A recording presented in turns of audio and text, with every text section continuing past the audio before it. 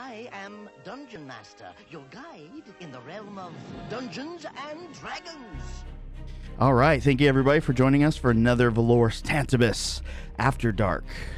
Session 13, Lustrum Oculari. When last we left our party, a little bit of trouble at the circus. They found the professor.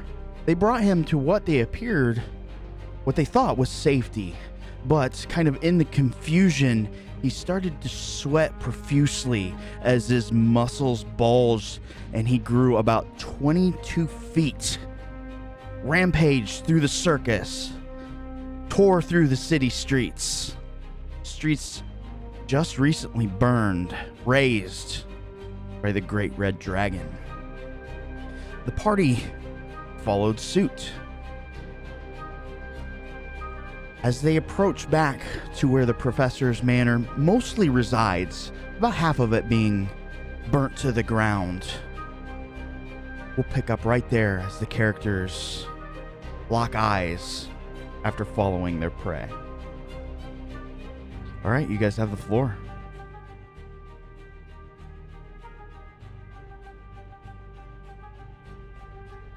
Vic, I'm assuming that you wanted to transform out of the ape shape? At this point, yes. And of course, Seems just as like I'm not about to get into a fight with a giant. yeah, so as we had just kind of discussed as you were moving through the city very quickly, you saw there were still plenty of others that were in need of your assistance, kind of pulling you out of that form, trying to help where you can, and affording the rest of the party to kind of catch up, as they were not as fleet of foot, most of them. Did you guys kind of stare? Sorry, I'll let you go. I was gonna say, yeah, Caspian was helping old man Voldurin down the street with his broken. Oh. His armor was indeed busted, but probably not as much as his pride.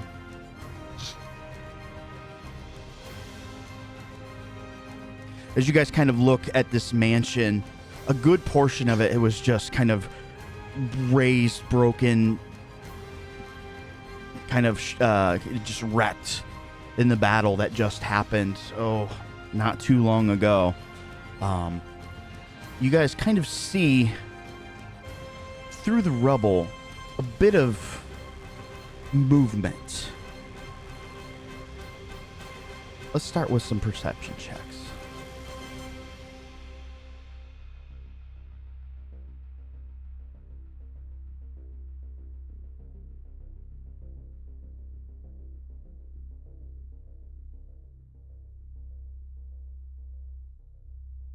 All right. So, just kind of a group check as you guys were all kind of looking at each other, making sure nobody was too damaged in that last battle. You guys can, again, see some movement through the rubble. You're going to catch the backside of what appears to be the butler. He's kind of shifting through some things. You don't see the professor at all, but he's kind of slinking through the rubble. You're assuming that he's trying to dodge it the best that he can.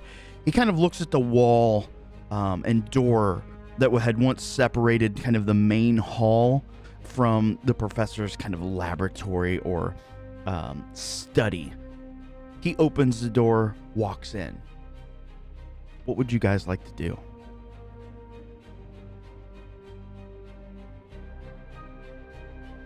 Well, now that we know the professor was moonlighting as an evil monster, perhaps we should check what his servant's up to. It seems highly unlikely that he was completely unaware of what was going on. And I don't know if Caspian was there for that, but the professor wanted a drink from his lab, right? That's a good way of putting it, yes. Perhaps. I think it was Voldurin that was there. Yes. Kept wanting to go back to his lab. He was in no condition to be doing so. if we could possibly find what it is he wanted, it might be able to calm him down if he's still aggressive. At the very least, lure him out.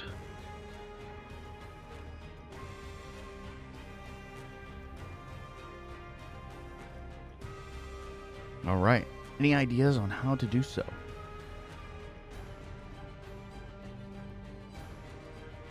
You know, come to think of it, the last time we were here, he distinctly told Vic there was one potion that she shouldn't touch. I'm gonna poke around, see if I see that one having still survived. Okay. You would know, again, kind of with the wall and such, you would have to get up and make entry into that room. Certainly, again, there's nothing to... There's no windows or anything that kind of would show your presence to the other side of that wall. Sound might be a different issue, but you can definitely move towards that door into that room. Well, I do have boots of elven kind, so my footsteps won't make any noise at the very least. Okay. So I will attempt to sneak up then. All right, so if you want to roll me a hidden stealth check. The rest following in suit as they see Vic kind of start to slink off.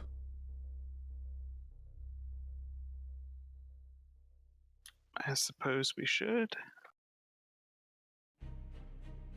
Okay. Well, everybody that's moving after, let's just do a group stealth check. Oh. I'm sure Voldern is very good at this. Yeah, that's not as bad as I thought it would. Well, you had the potential to roll negatives, and you did not. I'm kidding. You could have only gotten a 0. Actually, I would have advantage on that if it involves moving silently. Yeah, So I'll drop a this second is one. absolutely a sound. Okay. As you guys kind of slink through, only, surprisingly, only a few glances back at your dwarven friend. He's moving pretty deftly, just about keeping step with you guys. As you start to move through the debris, you see bits of broken table, urns, even maybe a few bits of precious baubles kind of poking up. Distinctly, you remember seeing an urn that seemed to have some gold filigree on it that you guys kind of see poking up through the dirt and debris. Not everything is just a flat, desolated mess. There's definitely remnants of life. As you guys approach the door, what would you like to do?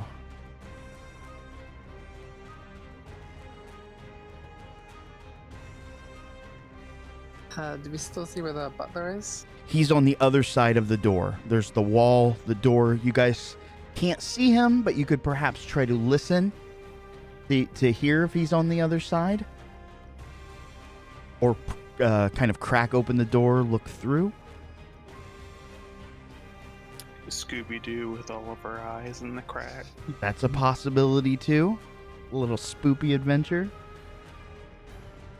Oh, I say do that. Yeah, okay, then I'll pop open the door, crack to see if the butler's still in there. Okay. You open the door, push it open slightly. You don't see anyone. You can see most of this room has been undisturbed. A few things have kind of, you imagine, just vibrated and shook off of some of the tables. But there's still books strewn about, all sorts of alchemical doodads, if you would. However, there is a door in the back that seems to be open.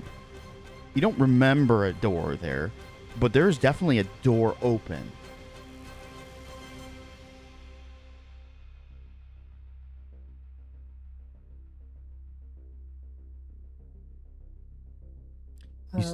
See no sign of the butler.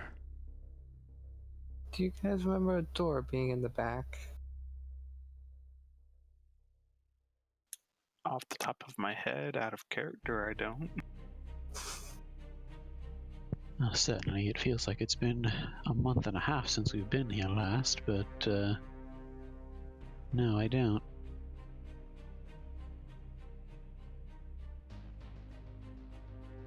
Nothing stopping us from pursuing on, I guess. Okay, as you pass through, Vic, make me an intelligence check to see if you remember which potion it was. It's going to be pretty difficult. Okay. I know you had brought that up. And a nat 20. No, I'm kidding. You were like, no. This... You have no idea. Do you want to take one at random? It couldn't hurt. I'm not gonna drink it, but Oh, this will be fun. there's a 1 in 4,000 chance that I would pick up the right one. It's fine. Door number 2. Okay, so you pick up the potion. It's kind of it's blue, but not like a real vibrant blue. It's a really dark blue, almost edging onto purple, and you can see it kind of curdles in the same way that milk does, and it's got a little bit of... Is that hair? No, that's mold. Okay. You know what? I may not remember what the potion was. Oh no, I wasn't in the tent. I was gonna say I could look for something that looks silvery, but I wasn't in the tent. I didn't see him sweating. So scratch that idea. No problem. But you can pocket that potion if you wish. And it sounds like the others are following into the other open door. Yeah, I would follow after if they're moving. As you guys proceed into this back room, you can see it's almost like an even smaller study. You can see a fireplace almost... It's not directly across from you. It's kind of turned to the right. But in this room to your left, you also see another fireplace. The one to your right seems to be burning and kind of humming away. Just kind of, I don't know, might strike you as being a little odd, especially after a dragon attack. Fire, maybe don't want anything to do with that. Other than that, there's maybe a small chair, a small desk, a few bits of paper, a parchment, some bottles of ink, some notebooks.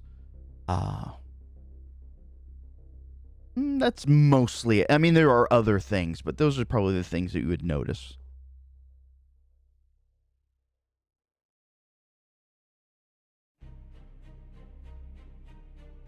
So, I take it that, given the firestorm outside, the butler wasn't feeling chilly.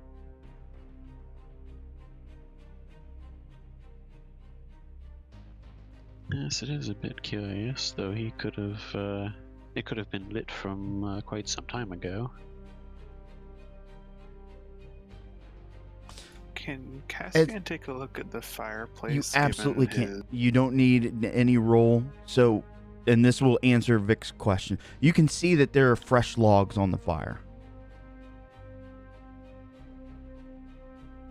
Oh, so can I look around and still check it and just make sure it's like normal fire? Given Investigate. my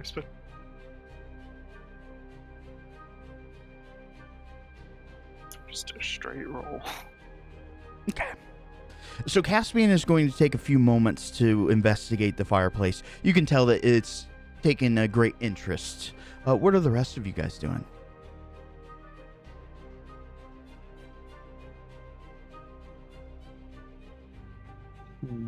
Just to make sure he hasn't gone invisible on us, or there's not any hidden doors or anything that we don't notice, I'm going to go ahead and use a charge of my Wand of Magic Detection.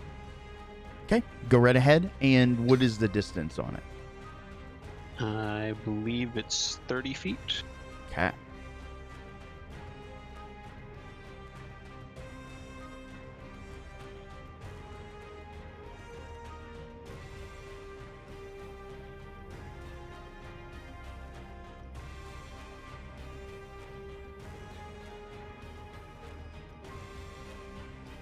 And is it as per the detect magic spell? Yes. Okay. What are the rest of you guys doing? I'm gonna pull up detect magic. Didn't you say there were 2 fireplaces in There here? are 2 fireplaces. One of them is lit. That's the one that Caspian is investigating. I'll go look at the other one. Okay. If you're just kind of looking with your eyes to spot anything suspicious, perception. If you're kind of in there reaching around, that sort of thing, investigation.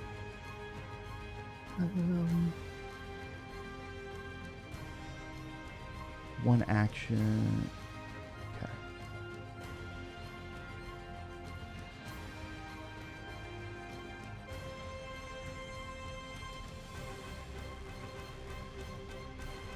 Do investigation. Okay. As you're kind of poking around, again, kind of looking for switches or levers or loose stones, you're not really coming up with anything. However, from behind you, Vic discovers something that he was searching, or she was searching for through magic. You definitely detect magic. It is... that's the best way. It's not the fireplace. It's something beyond the fireplace. You can detect it behind.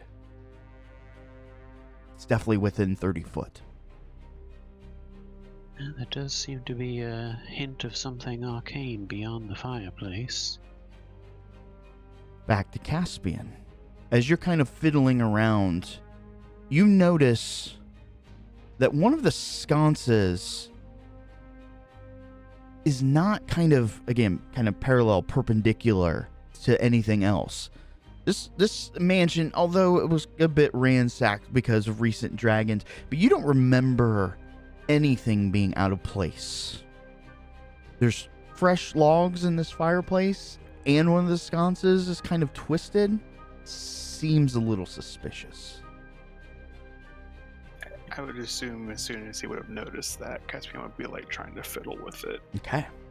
So you grab hold of the sconce, and by fiddle, I imagine you're kind of twisting it left and right, and you hear an audible click sound.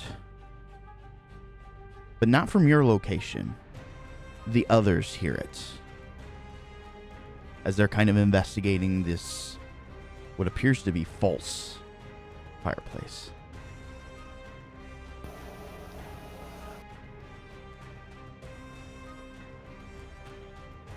Well, I turned something. Did that help? What?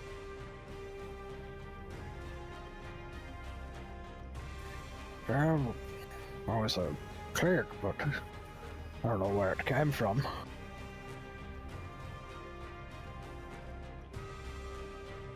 And just to be clear, the detect magic didn't show that the fire itself was magical or anything, right? Not the fireplace with the fire. The one that Moon is looking at. The non-lit fireplace is where you detect magic behind.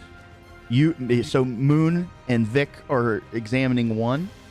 Caspian is I cannot speak today. Caspian is inspecting the one with fire. Is there any other sconces in the room that might be askew? It's not askew, but there is another sconce to the fireplace where Caspian's at.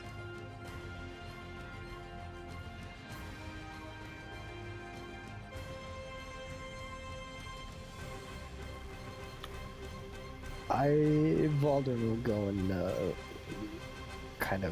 investigate that and see if that also is tamperable. Okay. So in kind of discovering what there is to discover about this, it turns and clicks. Sorry, Kaladin and Vic. Before you, the fireplace, the back wall just slides away. A medium-sized creature could theoretically crawl through the open space.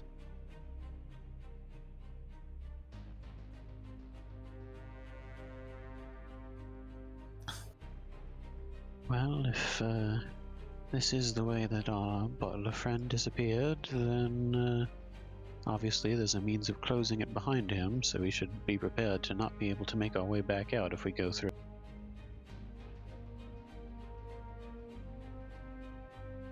I mean, we know he's like part monster now, but even so, secret passageways and fake fireplaces, this is giving me a bad feel.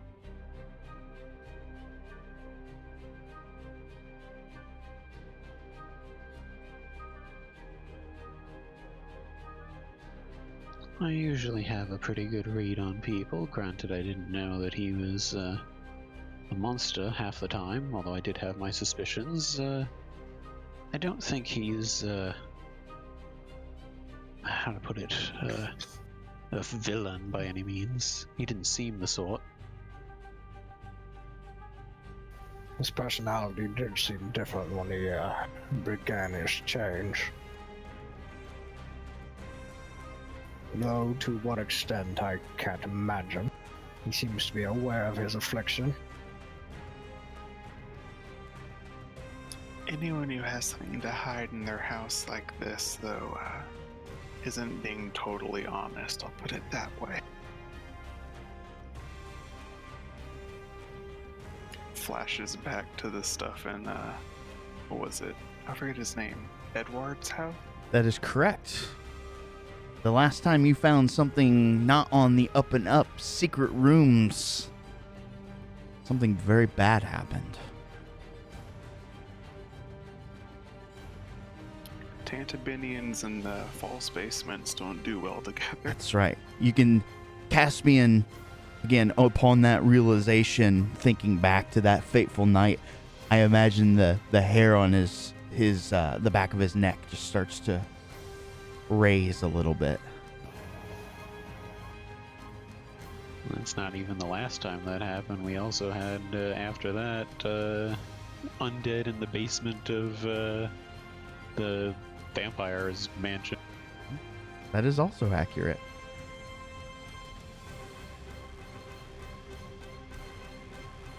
After you guys, I guess. Who's going in first? Can Kevin check to see if there's any tracks that were recent in the crawl space? Very good. We're going to treat this like tracking, so let's do a survival. And since I'm looking for human tracks, I get advantage. Nice. Because we have an enemy. Your urban tracking is paying off.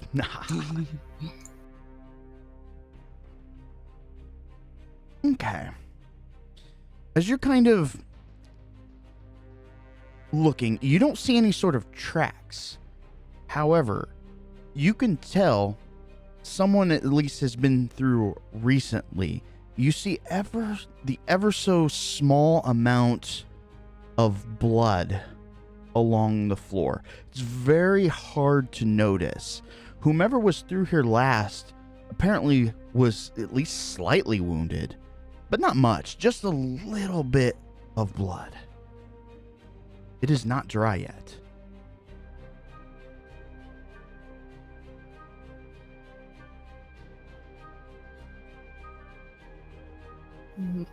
Be careful, guys. There's some wet blood in the tunnel here. Not a whole lot. Perhaps our butler friend got injured when the house fell in on itself. Well, perhaps our wounded patient has found his way home.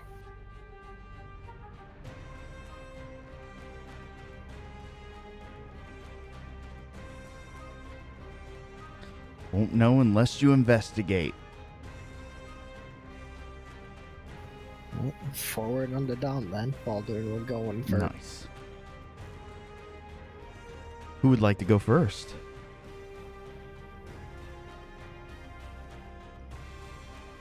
Didn't Voldaren just... Yeah. Oh, I'm sorry. I apparently didn't connect the dots. As you start to crawl through, the tunnel goes, maybe 15, maybe 20 feet. as you kind of scurry through.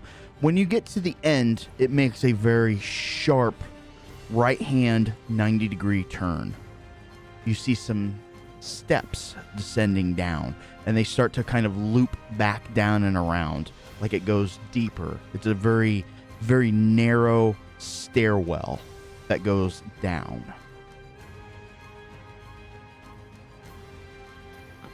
Mulder will wait for the others to get close before he descends.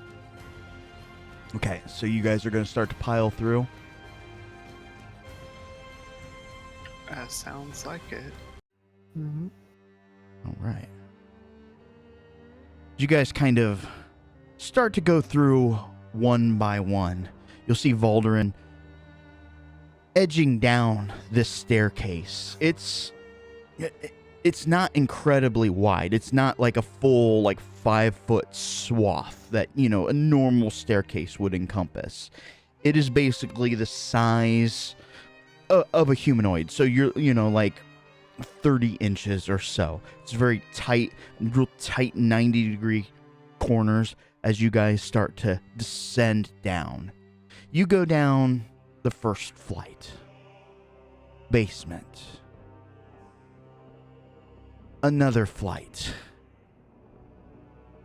Second basement. No door. As you round another corner, you see a burning wall sconce. Down one more floor. The flame flickers, and you think you saw a bit of shadow move across the wall. What would you like to do?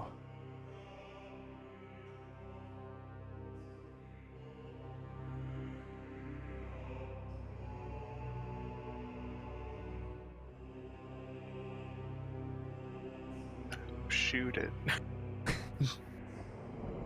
Let's get some light in here.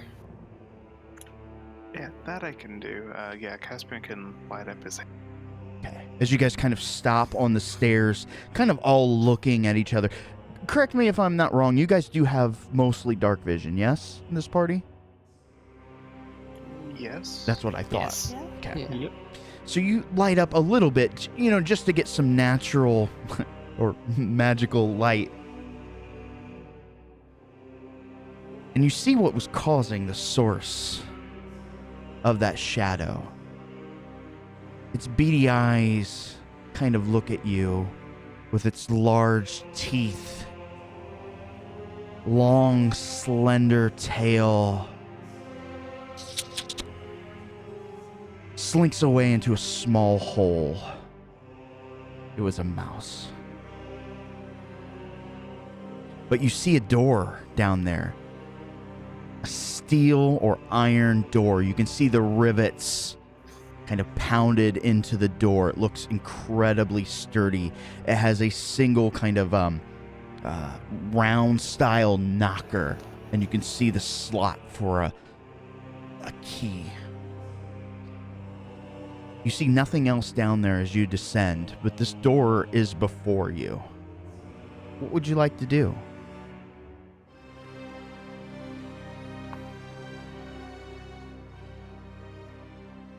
Okay, so hidden dungeon underneath the mansion. That's also a bad sign. I'm starting to think all these upper class folk have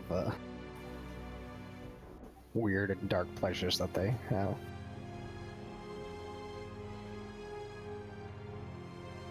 Well, correct me if I'm wrong, Kaladin, but you're pretty good at picking a lock, aren't you? I can. I'll give you a hand if you're willing to try. I don't think we're gonna be able to break that down just with elbow grease. I'm sure he'll be able to handle it. I'll go ahead and pass along inspiration as well, so you can add a D8 to that. Okay. Okay, I'll try and pick the lock. All right. So you've got inspiration, and it sounds like you're rolling with advantage. Okay. Tools. Advantage. And we'll throw in the D8. Oh, nice. While they're You working on the lock, very- I'm going to. Okay. Oh, I was just saying, you very deftly, with you pull out your thieves' tools and you go to work, and within a matter of seconds, you hear a click, and then a snap. Make me a Constitution save.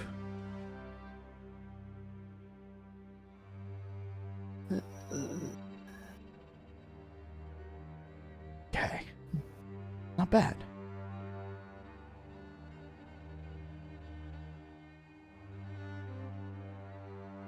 You will take half damage as a poison barb just kind of pokes out of the lock, just kind of jabbing up your finger. I mean, it just came out of nowhere. Just so you'll take half of that as poison damage.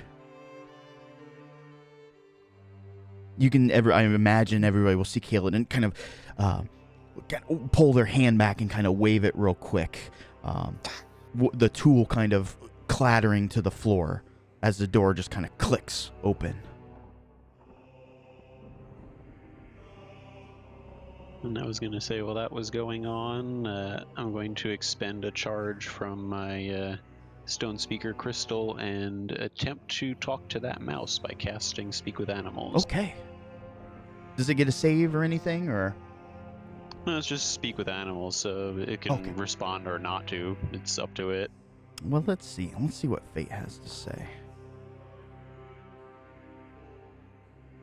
Mage dice, percentile.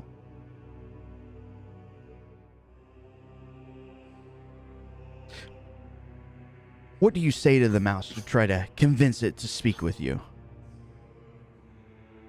I just say, hello friend, didn't mean to scare you there. If you're willing to give us some information, I'd be willing to give you some food. What kind of food? Oh, sure, I have some bits of bread, maybe some cheese in my bag. Looks tasty. You can see the mouse just kind of poke its head out, kind of looks precariously to the left, to the right, comes out of the hole about halfway. And can you guys make out the words? I know it's incredibly high-pitched. I can hear him. Okay. Did you see anybody besides us pass through here recently? Yeah, the fair-looking one. The what-looking one? I didn't hear the word. Fair.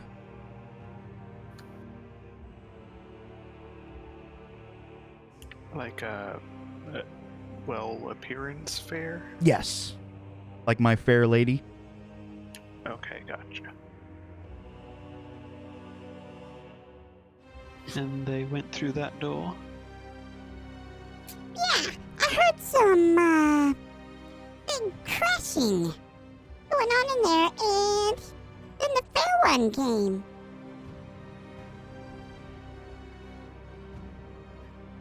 Nobody before him? No, they're coming another way.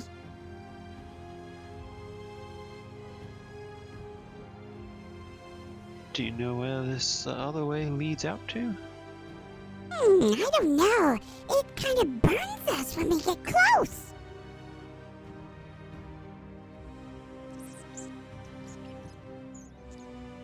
Good to know.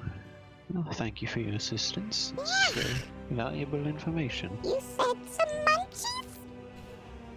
Of course. I'll get some. I have my rations. I just like break off some pieces of dried ration and things like that and leave them. Thank you. You're much nicer than the scary ones. Well, I should certainly hope so. Thanks for the grub. And it slinks, it kind of grabs everything that it can in its paws and just kind of yanks it back into the hole. And everyone else just heard me squeaking at a rat. Oh no. Mr. But I Squeakers. will relay what I have learned. Meanwhile, we're icing Kaladin's finger. Okay. Yeah, just from the impact, you can see the finger starts to swell up ever so slightly. You think that they'll survive, but it's pretty nasty. Think of it like the equivalent to, say you were nailing something and you missed the nail and you smacked your thumb. I mean, it's gonna hurt for a while, but ultimately it's fine.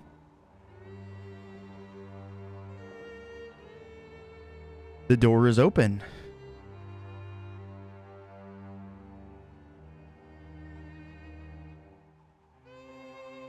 I guess we should go on in, but be careful. If they're gonna trap the door, I don't know what else they're doing to keep others out.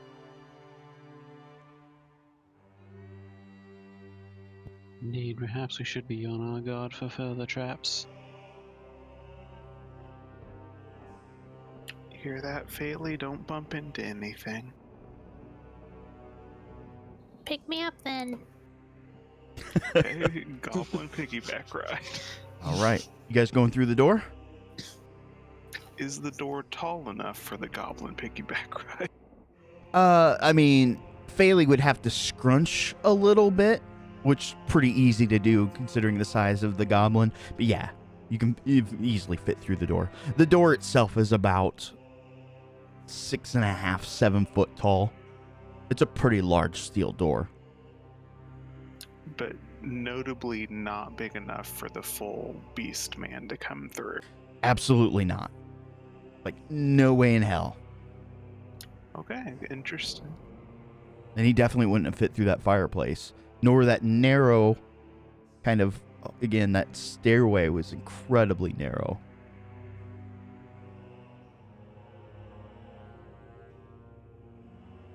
I guess we shall proceed forward and perhaps be more alert for trap. Okay. As you open the steel door, this is what you see in the next room. To the left, you see a door. Maybe 5 foot forward and left of you. Down the way about 20 foot, there is another door on the left-hand side. On the right-hand side, maybe I can, let me do some MS Paint here real quick. Not that. You'll see what a true artist can do.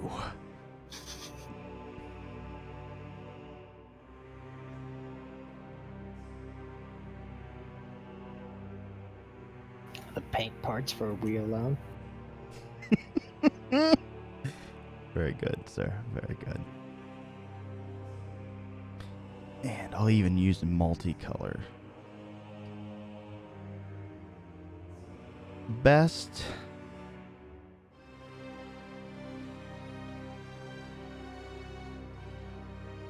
picture ever. Okay, here we go. Incoming. You guys would be on the south side. To the left, there are 2 doors closed. To the right, there is a very large door. It seems to have some reliefs in it, even.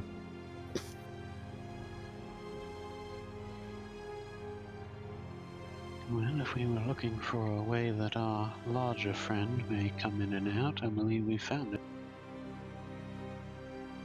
Sorry, so the two doors on the left are normal sized and shut tight. That is correct.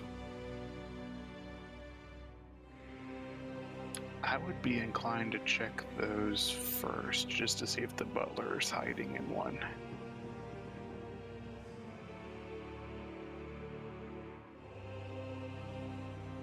Well, if we are so inclined, I do have enough magic left to attempt to track the butler. That would be about all I could accomplish with it. Seems a touch overkill, and he's probably in one of the 3 doors anyway. Can Kaelin look on the ground to see if he can find that trail of blood again? You absolutely can. Same roll.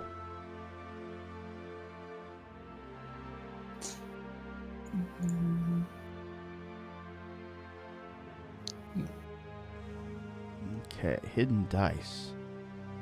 As you guys are kind of discussing a plan, you can see Kaladin just kind of following lines on the ground. You follow it up, left-hand side, goes forward, past the first door on the left, kind of arches. There's another spot. On the handle to the second door, the northwestern door. Incredibly hard to see, but you rolled amazing.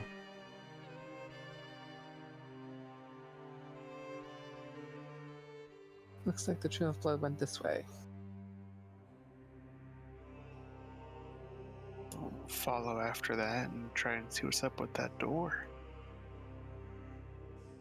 Okay. And Vic, you are not using the detect magic again? I didn't in this room, but I did want to inspect the relief on the large door. Okay. So, I've got another picture for you.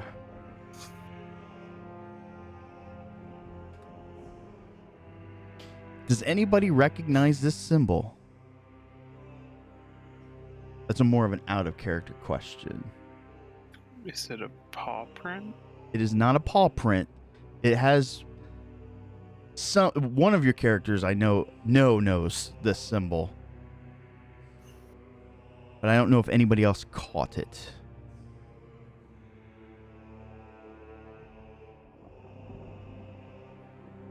Okay. Kaladin, you would know this symbol. I was gonna say, isn't that the Word of the Eye symbol? That is correct. However, it is, again, normally you see it, in kind of small, it's their symbol that they use. This is obviously much more elaborate. And Vic, as you're kind of looking it over, you see 5 distinct impressions. They are about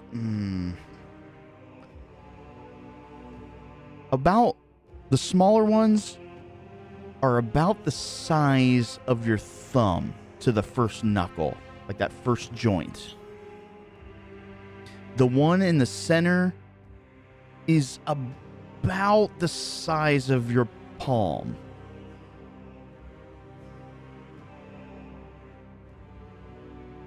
So, like, you could put your hand in it if you wanted. Absolutely. Like if you made a fist, it could fit in that center one. But could you, like, palm in the center and fingers in the other holes? You could not.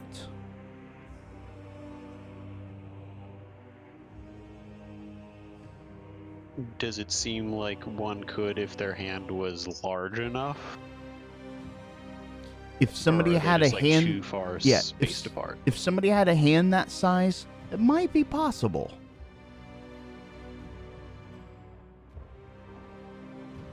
One thing that you will denote as you're looking it over, no roll necessary, it is very precise.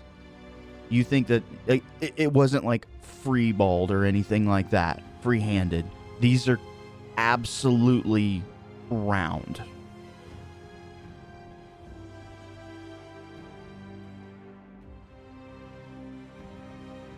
It does seem like this may be some sort of a handle that the Professor's larger form may be able to use to open or close the door, but it would take the last bit of magic I have to attempt to do it myself. Perhaps something in these other doors will act as a key. We can certainly hope. Who was all walking up to the other door?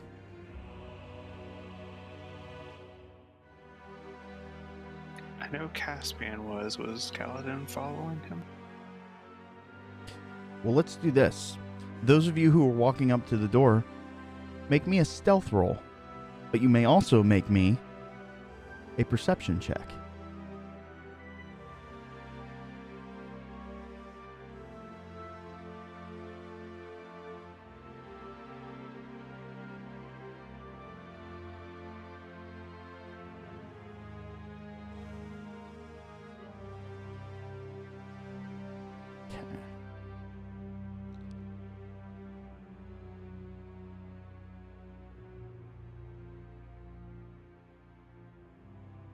Interesting. Caspian, as you walk up to the door, you hear kind of a muffled and you fool, you shouldn't go tracing off like that.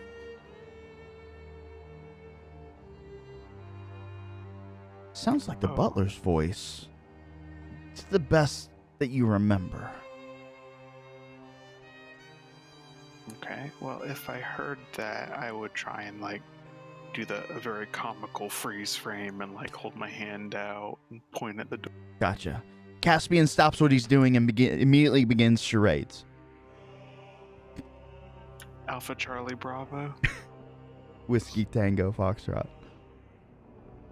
Okay, 2 words. First word is... No, you guys all see Caspian kind of freeze, and you can see he's very intent on, again, just moving his head in a way that he kind of lines up with the door, yet still looking at you guys. It's a very odd pose.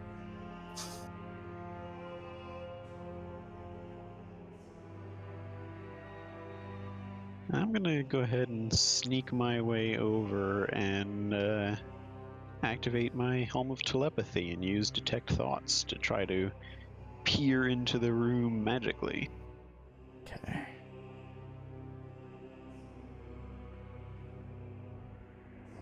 Let's do this.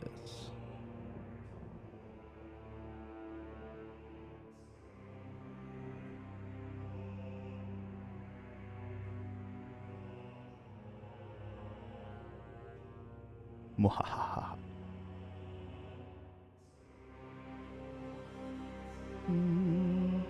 Okay, as you pull out your helmet, it gives you, I would assume, the range to listen in on the other room. It's the same as the Detect Thoughts spell. Okay, pull that up here real quick.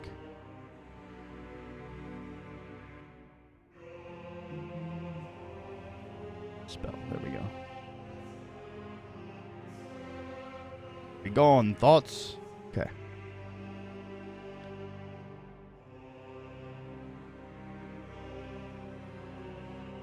That you can see within 30 feet.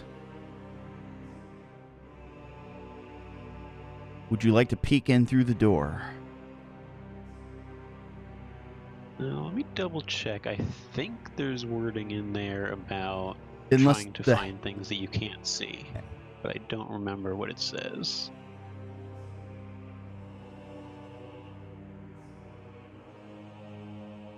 Oh yeah, here at the very end. The spell can train 2 feet of rock, 2 inches of any metal other than lead.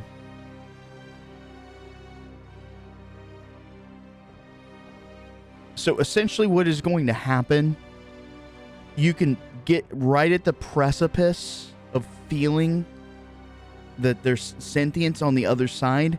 But again, these doors are very thick and sturdy. Okay.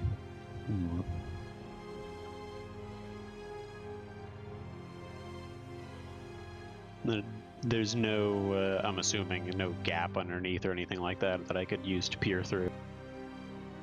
Well, let's see. You did befriend a mouse. Roll a percentile if you get 90% or higher. Let's see how lucky you are.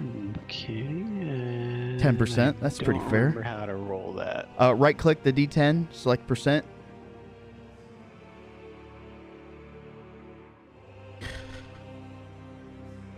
Almost the other way.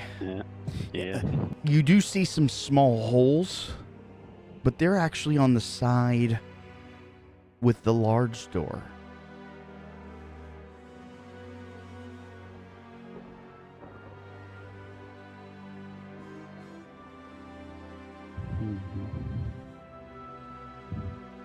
Good. I'll leave it for now. I don't want to go opening the door unless we all agree that that's the next course of action. Okay.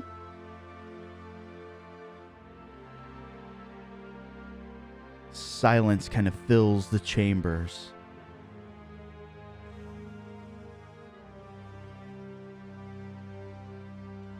Well, does anyone not want to bust in there?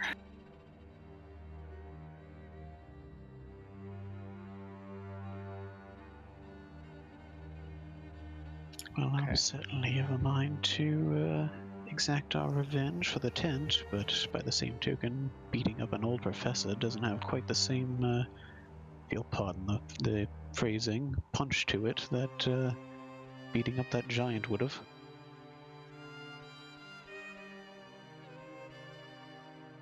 The way I see it, though, our answers are on the other side of that door.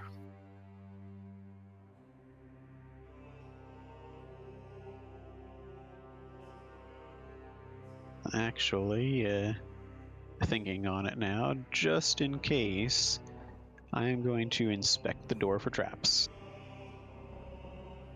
Okay. Perception. Oh, I did investigation, That's sorry. okay. That's okay. I'm sure you're probably the same skill. Or is your perception better? Perception's actually worse. Okay, so we'll go with this roll. As you glance up and down, you can see there are still the same kind of large metal knockers. You don't see what's visibly missing is a keyhole. You don't see one on this door nor the other door.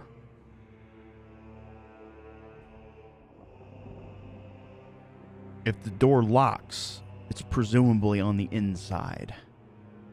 Like a physical metal sort of lock. Uncertain. Keeps getting better and better.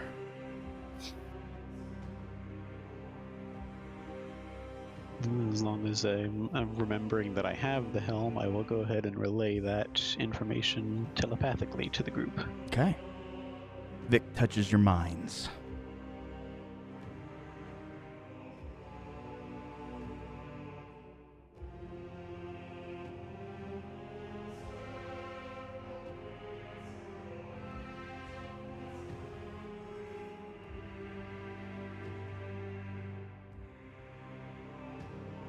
Alrighty, so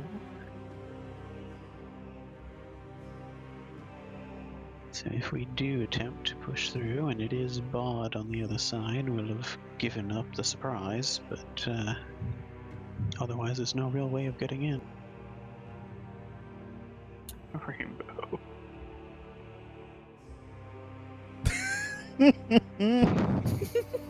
Bailey, why am I hearing voices? Silly goblin. This voice inside my head sounds remarkably like Vic.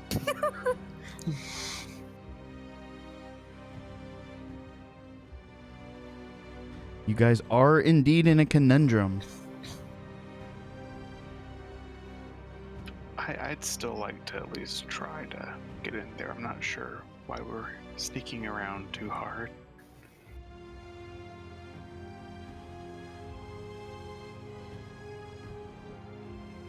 Well, if we really want to make a show of it, I could always turn back into a giant ape again and smash the door open.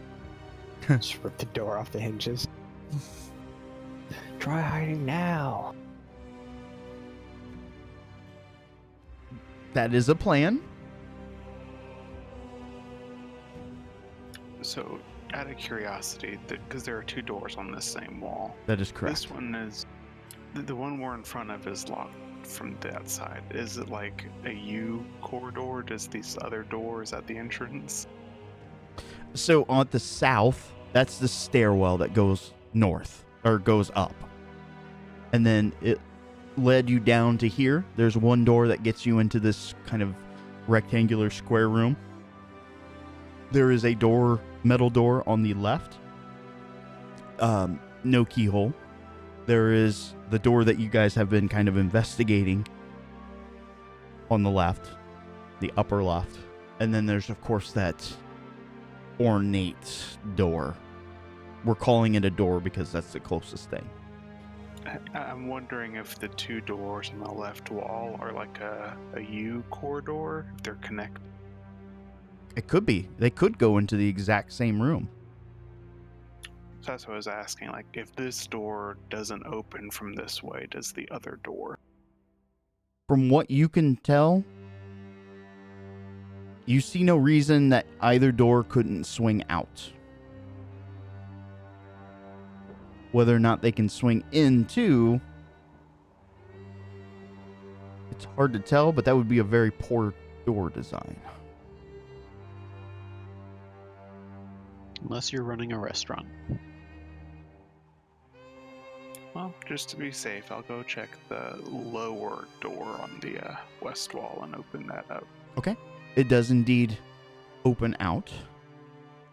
As you're just going to crack it or just to see if it moves? Yeah, kind of open and crack it and peek inside. You can make a perception at disadvantage.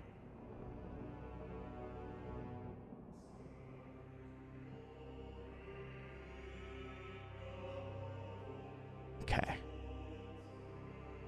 You're not going to get much. You can see the flicker of a flame.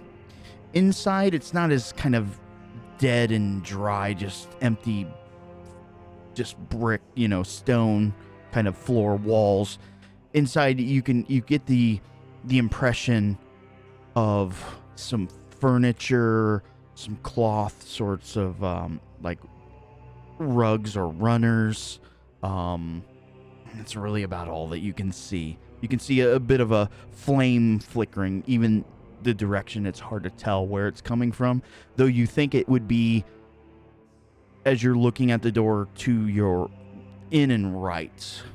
But as for where, you can't really tell. You can, of course, open the door more.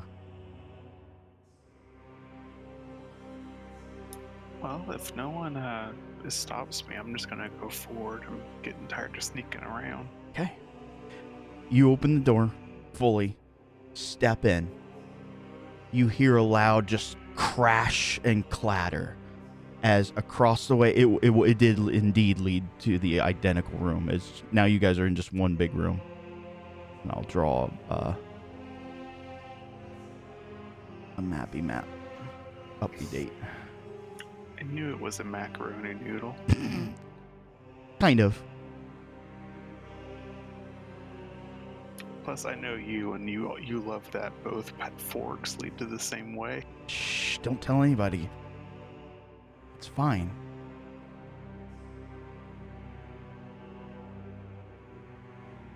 All roads lead to Grand Soren. As you, again, open up the door, you hear the loud crash as a kind of a metal tray falls to the ground. You hear kind of coughing and a bit of a phlegmy sound as the gnome just kind of hacks up something nasty. You can see the butler who was kind of sitting there very close to the gnome stands up.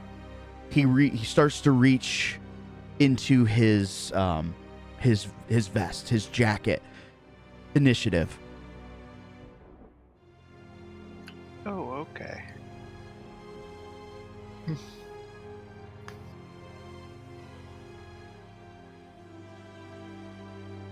You always have such strong initiative rolls, Drew.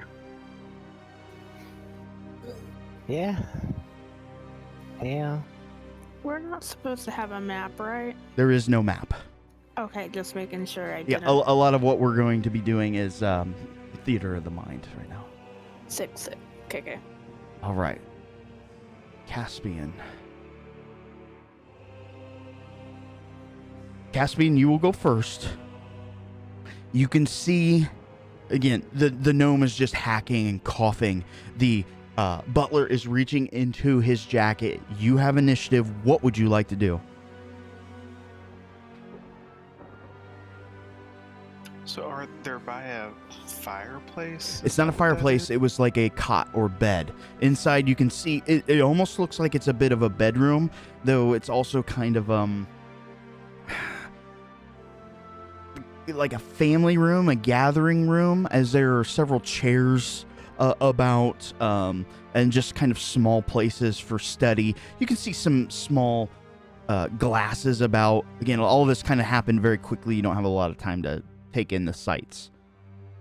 So my question is, what was the light that I saw? There is a single candle kind of burning on a table about halfway across the room on the left. Okay, good. So I would like, when he sees the butler reaching in his coat, Caspian will say, in a carrying voice so his friends hopefully hear him, Okay. Hello, Professor. And then he will use pyrotechnics to turn that candle into fireworks. Nice. See what happens.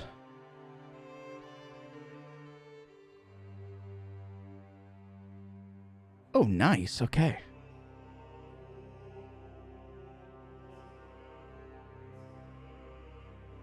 All right. So I rolled for the professor, or for the butler. Professor's automatically going to fail.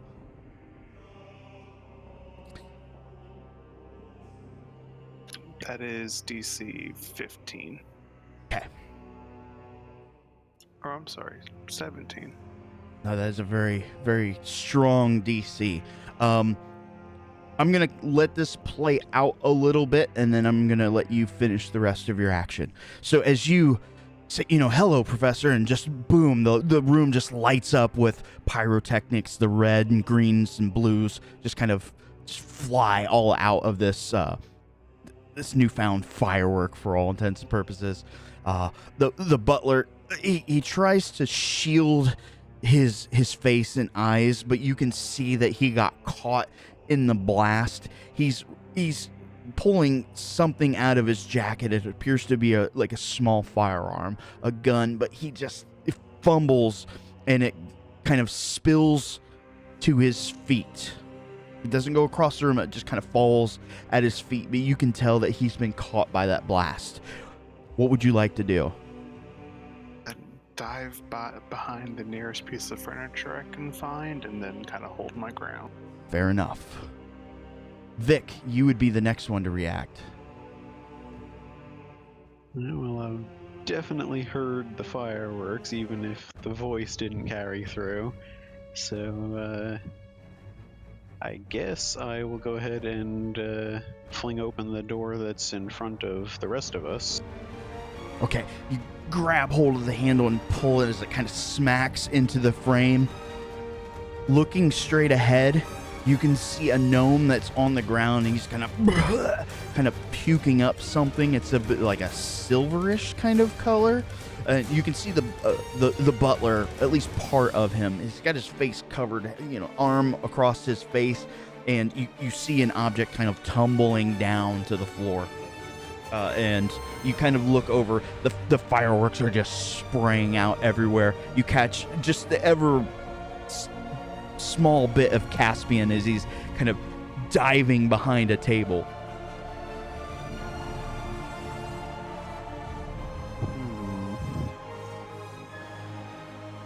I don't think I've seen firearms before, have I? Yeah, the Merkaba have them. Tons of Okay. rifles. So I would recognize that that's what that was on the ground, right? It's a small handgun. They're incredibly uncommon, but you would at least recognize that it's a small gun. Well, we're here to mostly figure out what the heck's going on, not to kill people, so Fireball! I am going to, yeah, absolutely, right in the middle of the room. I will just go ahead and charge for the gun and grab it. Okay. Pretty simple. You're not going to have any contested rolls. I don't think you'd have any problem with movement. You did interact with an object with a door. As long as you don't take any other actions, I'll allow you to kind of go. But I do want you to make me just a basic dex. All you got to do is beat an 8. Check or save? Check. I think that should be fair. Oh no!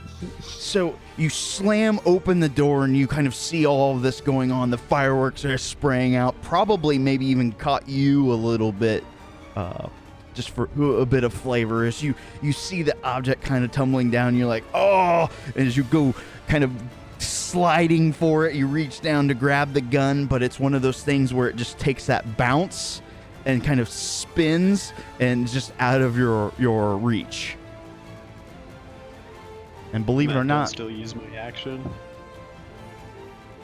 Well, your action kind of was to go to grab the gun,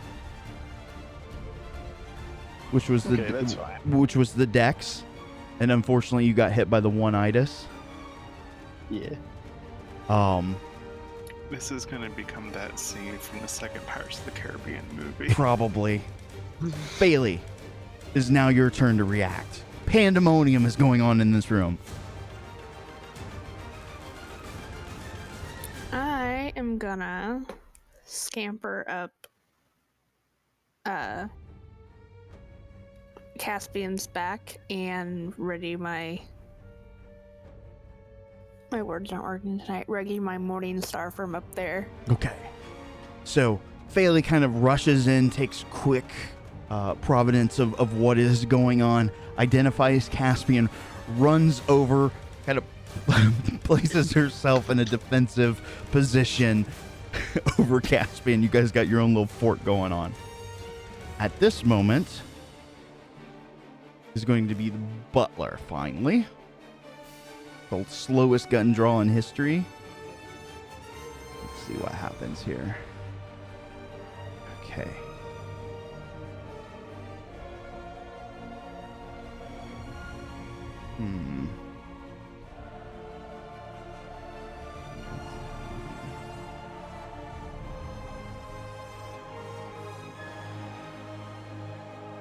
All right, so he's going to hold his morale there.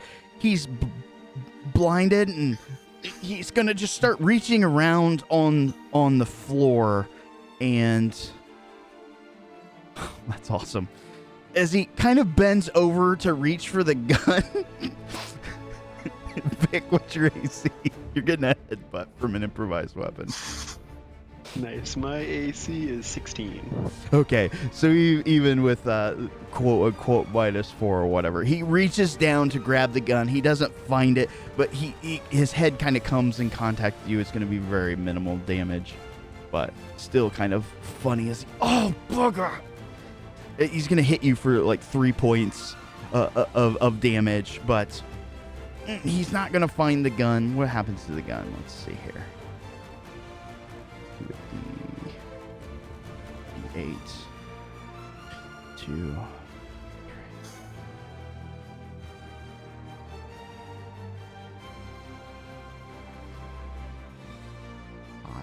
Okay, so it's gonna kind of go as he's reaching down to grab it. He kind of hits you. Somehow it gets hit with a foot, and it goes kind of sliding across the way. It's about half the distance between you, the butler, the gnome, and Bailey Caspian. Kaladin, is now your turn. I'll go for the gun. Okay. You have not interacted with an object. All the doors are open. Kaladin kind of comes in. You see the gun. It's kind of sliding over. You reach down to pick up the gun, and you pick it up, because that's what you do. And then I'll shove my bag of holding. Okay. Volderin. All right. Seeing all the commotion, Volderin is going to try and tackle the butler and try and incapacitate him that way. Awesome. Athletics. And I'm going to roll. He's so at disadvantage. I knew pyrotechnics wasn't a worthless spell. No, it was awesome. It started this whole chain of events. Oh, you rolled pretty decent. Is your athletics that terrible? Just because, like, sometimes the dice do make a good story. I'm gonna share this real quick because Oh no. yeah, like, okay, so you obviously it should be an easy thing, right? I mean, he's blinded, he's bleeding from the face, the gun is going everywhere, like, and then this sort of thing happens. Cats and dogs living with each other. Then that happens. So you go in to tackle him, and as he's like, oh, he pulls his body up, like, oh, I hit my head. He's like kind of bleeding from the nose as you just kind of dive, tackle, and you sail over Vic and past the butler as you kind of crash into one of the tables. The vase just kind of knocks over for a while and falls, shatters. Now there's water on the floor. And we're back up to Caspian.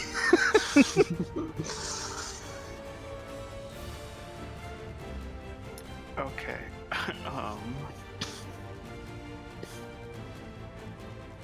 Throughout this whole time, has the professor just stayed on his spot? He's been throwing up. He's obviously not doing well.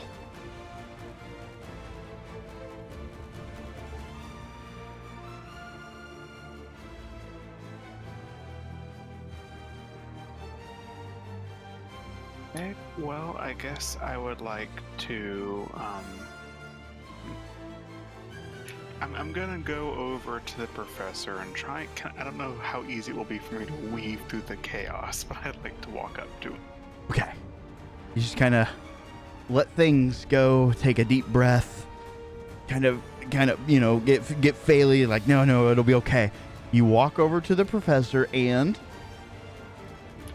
I unsheath my flame tongue short sword and hold it at his neck. okay.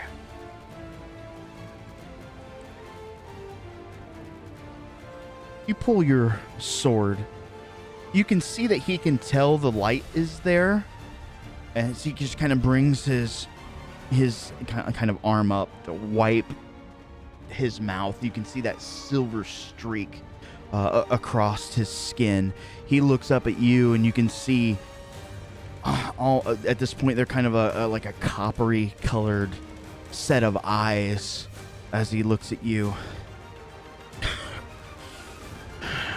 Do you know how to use that, boy? I like to avoid it when possible. Enough! I don't think they're here to kill me. Not yet. The butler tries to right himself. Kind of pulls out, reaches into his pocket. I imagine there's a little bit more of, I guess, animosity as people look at him, and he pulls out a handkerchief to kind of wipe away the blood and kind of half trips on the water that's now on the floor.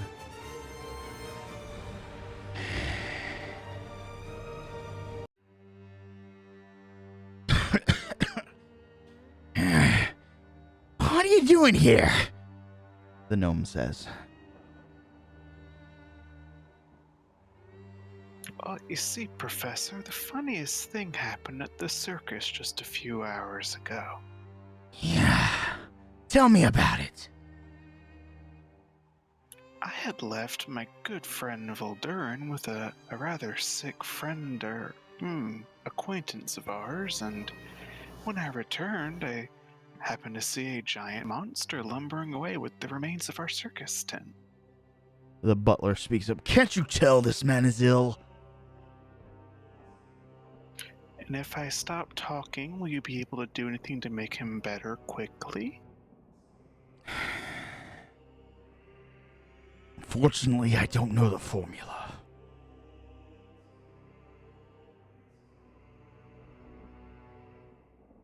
If you tell us what ails you, I mean, we will try and help. You're right, we're not here to kill you.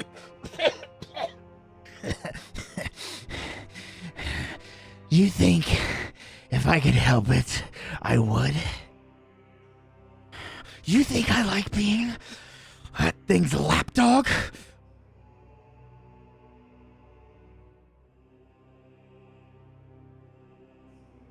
When you say that thing, do you mean the larger beast? You know exactly damn well what I'm talking about.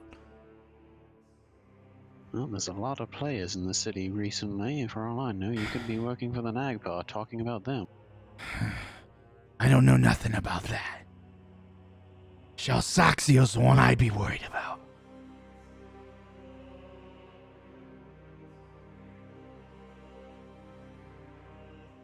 Baldurin from the ground is gonna. So, how exactly did this all start out? You ever owe somebody something? Something that you can never repay? Yes, every day of my life. Of course.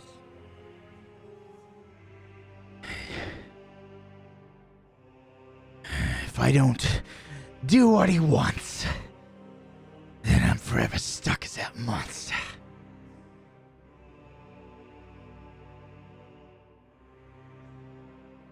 So I take it he knows what ails you and how to help. Who's he? Shalsaxio? The butler looks at you. We've been doing our best to kind of remedy that, but we just haven't found the right formula. It's like nothing on this world.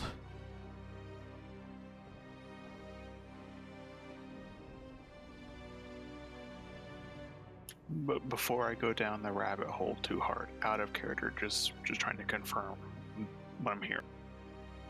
The Shalsaxio is the one kind of feeding him this antidote and making him be the monster.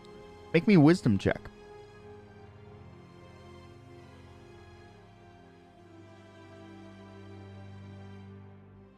I just don't want to be confused. So this is how I would think that you would take it. The gnome is saying that he's being forced into doing something for Shalsaxio.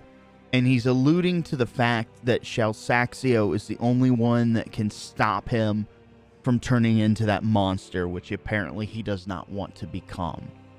And that they've been also trying to alleviate that, which is probably why all the study and why all the alchemy.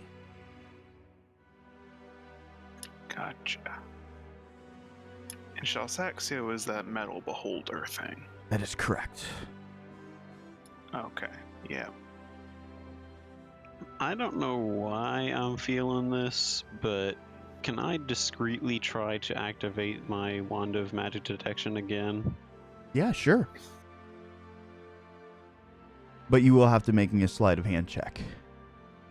Okay, I'm usually not terrible with that. Yeah, bard. Usually pretty good at most things. Okay. I'll roll against that, but I'm pretty sure.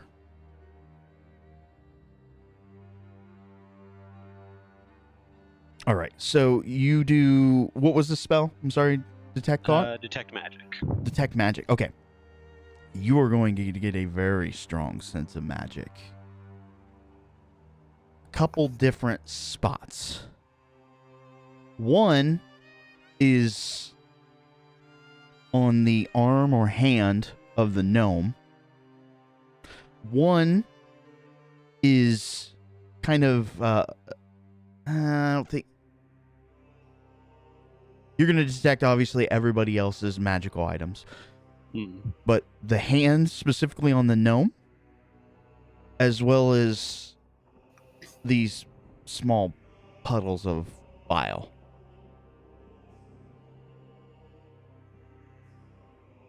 And then within 30 foot, probably the door across the way as well. Okay. And for some reason, I don't know why, but I was just feeling like the butler may have been like some agent of Shelsaxio and may have been in disguise magically or something, but Stranger Things, useful right? info regardless. Yeah. I mean, you guys, we haven't made any sort of insight checks, but it just at passive insight, everything seems to check out. Like it generally seems like he's concerned for his patron. And having gleaned what I did, I will try to get a closer look at what may or may not be on his hand. It's a ring. All right. And yeah, you know what? I'll go ahead and make the attempt. I'll try to determine what school of magic the ring is emitting. All right, so I gotta load my JoJo Craps Guide to Wizard to remember all the magic schools.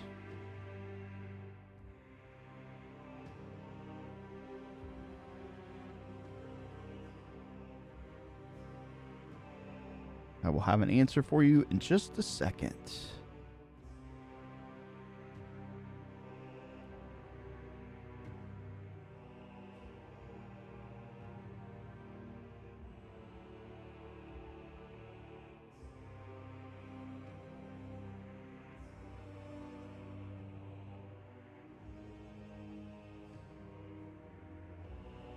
Conjuration.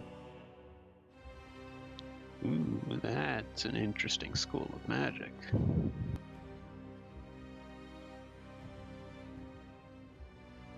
Well, I'm sure we could figure out some reason for robbing all of the banks, but why tonight, Professor? Hasn't the city gone through enough?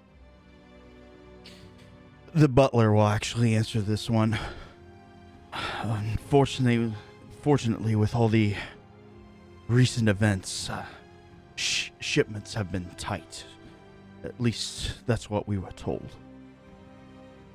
There's been quite some time since he's been without his last dosage, and as you can see, our attempts are far from perfect.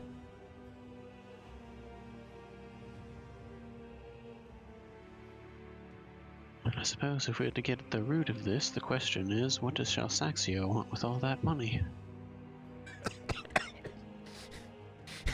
He wants to rule the city. Oh, okay. I just connected a dot. That's the shipments from Rokugan that the Order of the Eye sent us to look at, wasn't it?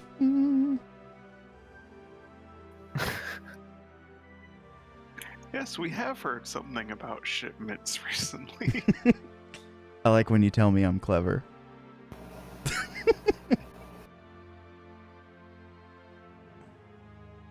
You have indeed. It's kind of weird that, oh, that makes sense, doesn't it? That somebody told you one thing and somebody told you another. Well, we still don't know who's interfering with those shipments, though. That's true. And how deep does that rabbit hole go as well?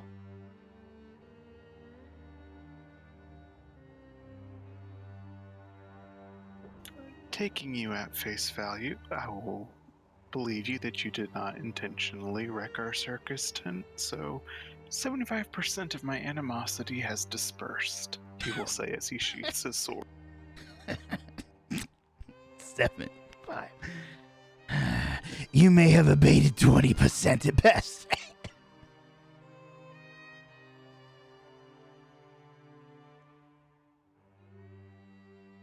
Well, all things considered, I would still prefer to have some recompense for the tent. Oh. I'm sure my brethren will pay you back in kind. Shelsaxio He's gonna know you helped me. He's gonna know you know.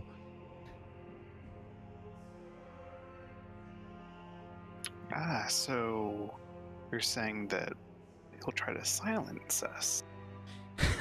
Maybe not him directly, but the Lustrum Oculari will get you. You already got one of the lieutenants, though. Poor Stitsko. Crazy fucker.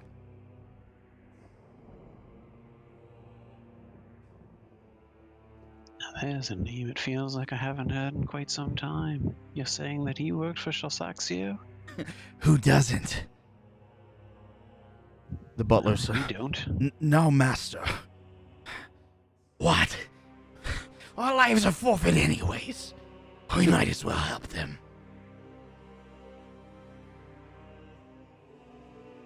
You see, it's rather strange. We have just come the other day from having a conversation with Shalsaxio, and, well, he was not pleasant, but he didn't kill us on sight. He looks at you. You can see the disbelief in his eyes. And it's about the only time in the conversation he hasn't been wheezing or coughing or puking up bile.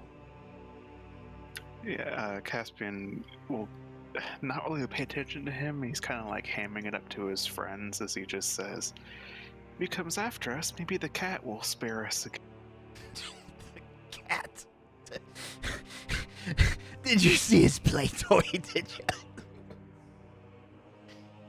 Trust me, it gets worse. If you met Shalsaxio, you'd be dead.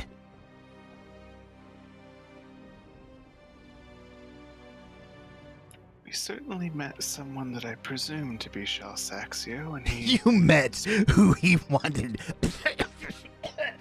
you to meet.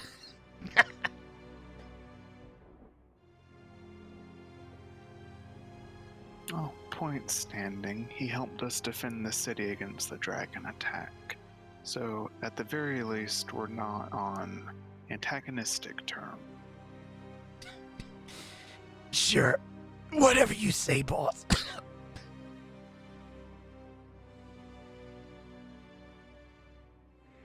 You wanted my advice. Run. Get as far away from the city as you can. You have no idea the power. The look in his eye. He's just crazy enough to take it all.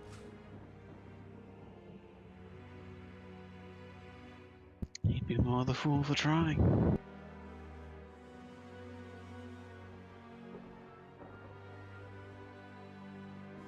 Another out-of-character question. Okay. The Order of the Eye, are they independent, or are they, like, definitely under the umbrella of the Mercantile Guild? So, it's a matter of perspective. Kaladin would probably be the one to offer this information. So the Order of the Eye is very much a thieves guild, but they run kind of the Mercantile Guild. So it's illegitimate. It's mafia mixed with real business. So the Mercantile Guild's a front, essentially. Mm-hmm. Not saying that everything's false. Of course, there are real businesses, but...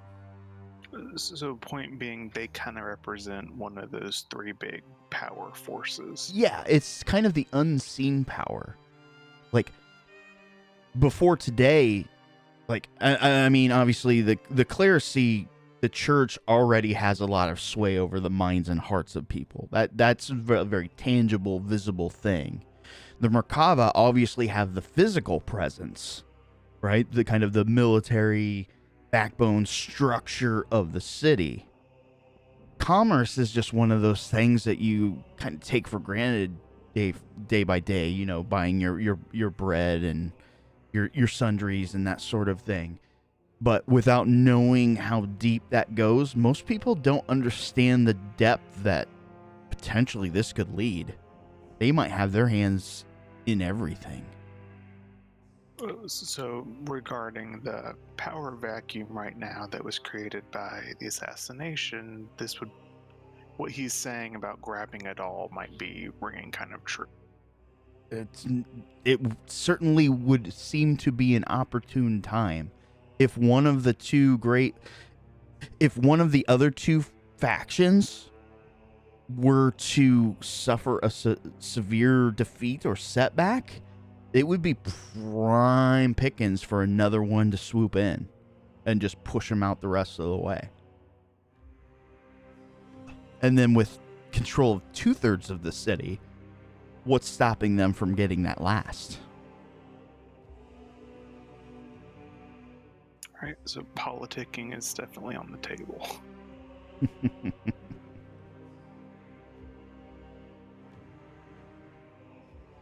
You guys always saw yourselves as politicians, right?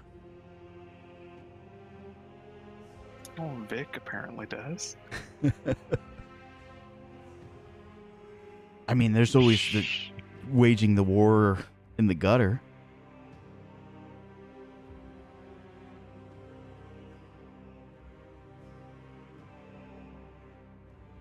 Or perhaps... Actually, why not? I will actually go ahead and ask the professor.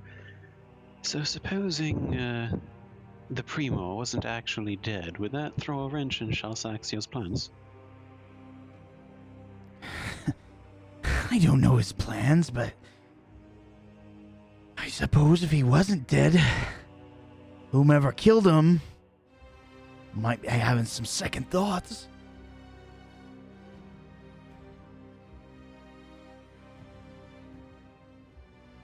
You suppose another attempt would be made? Or another target in kind. Though, it's hard to say.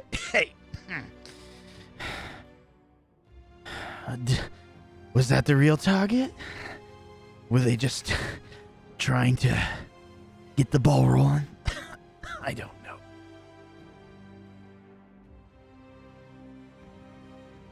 Seems these days everyone's trying to get the ball rolling. We've all grown a bit impatient with the status quo. Unfortunately, the brains was not my job.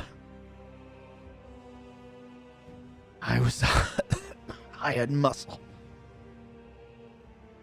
Seems something of a misuse of your talents, if you ask me. Well, we don't always get control of our destiny.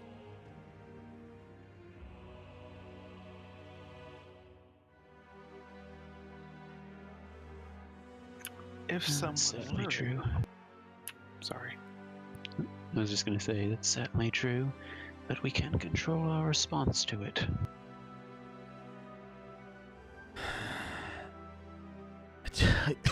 Tell you what. I'll make you a deal. I have access to quite a few things. If you can get me an antidote or some decent supply or figure out the formula, I can get you what you want. I can get you just about anything you need.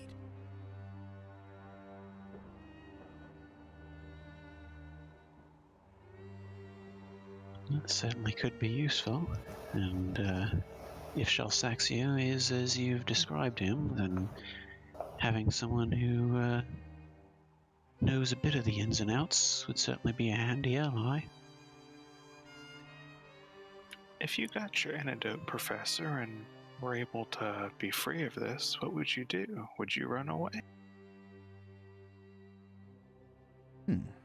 That's a very good question. He kind of looks at you.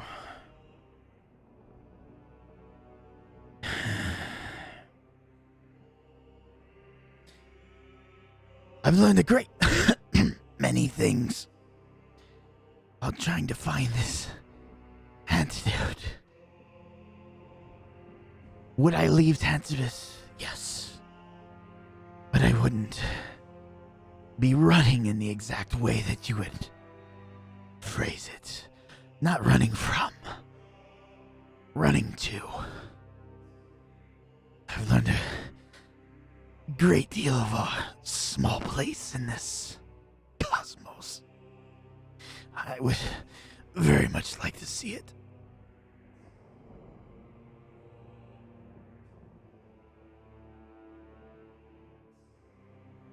Well, given my persuasion, I think you're in luck.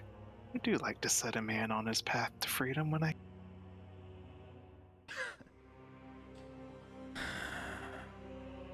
I would be in your debt. I'll do what I can to keep the Oculari occupied. But I can't keep them off your scent long.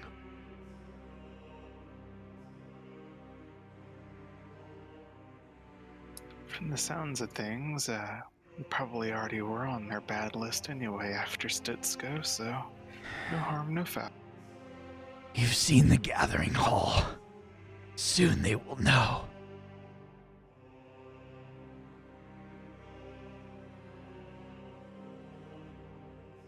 Oh, shit. What? Is it like there's a rat? God damn it.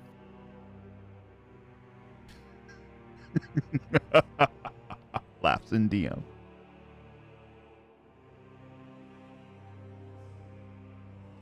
With that comment, did anybody figure out the door? Is it another one of those portals? It could be. I guess I was more referring to the mechanism to open it.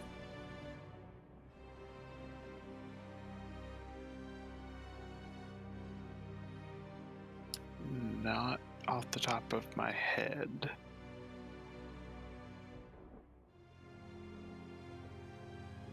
You did say that they were perfectly round, correct? I did.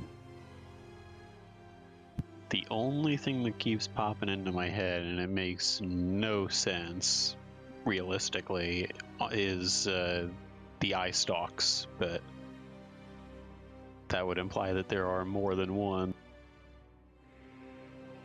Okay.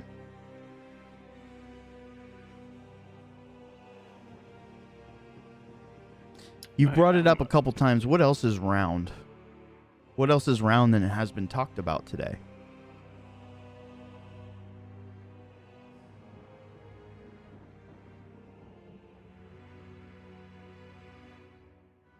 I'll leave that for you to stump. Let's take like a quick 10-minute break. Clear our heads, and then we'll do a little more interaction, some roleplay. Sound good? Alrighty. All right, Sounds good. take 10.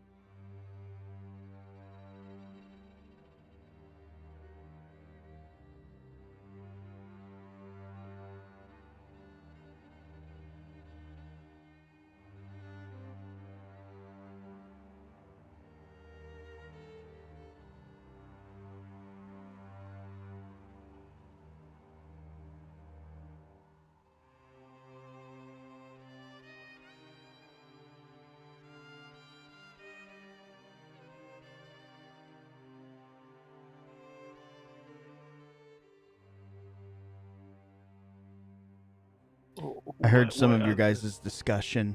So, when we brought up the gathering portion, it could be the gathering of the Nagpa, but something's also nagging at you that it might be a different nagging. And he kept talking and things in almost an obscure manner. Maybe that's just the thieves' camp part of him. But when you said something about 75%,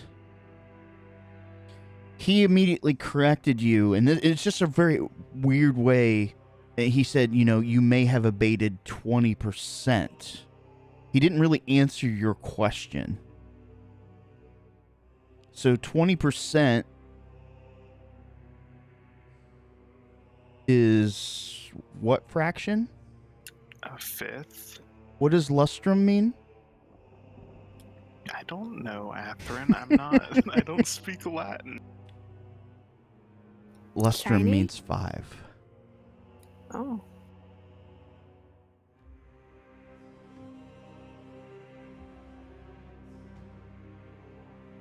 So, what group of 5 have we dealt with? Stitsko. Stitsko's 1. Oh, okay. Yeah, there you go. I just wanted to kind of push you on the right path. Because you guys were right on the tip. And literally, when you were talking about round things, you brought it up in this conversation. But so that's the thing. I don't. What gathering related to Stitsko did we see? Because that's what I'm kind of stuck on. The only gathering I remember is the Nagpa gathering. Yeah. It's literally at your doorstep.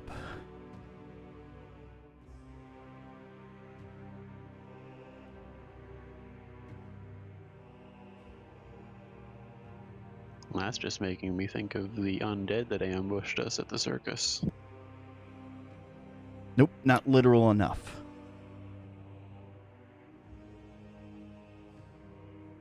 The tent? Nope. 30 foot the other direction.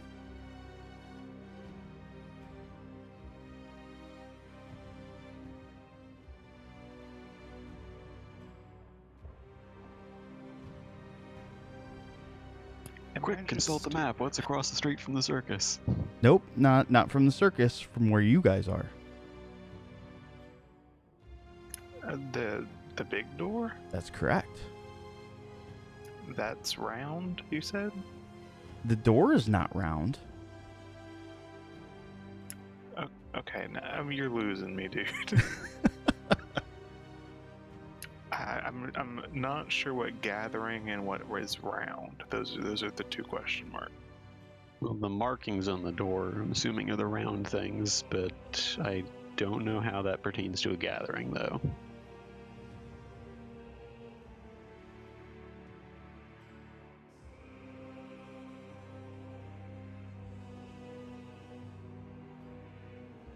Although I do like your idea. You mentioned the ring of shared suffering. I don't think it's the Nagpipe, but maybe his ring, the one that he's wearing, fits into the smaller holes. Now, what confuses me is if the Order of the Eye is related to the Merchant's Guild, and I do not remember his title, but that tiefling male, talking about Atherin? Mm-hmm. Vasily. The Count yeah, Vasily. So if they're on the same side, we know that the Count is like fuck buddies with the mother god. Yes. And her people were the ones with the shipments. So is that I guess what I'm saying is, if they're having trouble with shipments, is there trouble in that relationship? Maybe the reason that he's been hooking up with her is to find that out. And see, that's interesting, because the Order of the Eye through Kiev sent us to investigate them when they already had the Count in there. I'm confused. Did they have us investigate themselves? It does appear that way, doesn't it?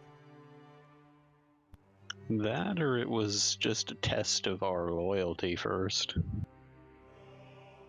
Because who better to confirm or deny that we've been doing our jobs than sending us to investigate somebody that they already control?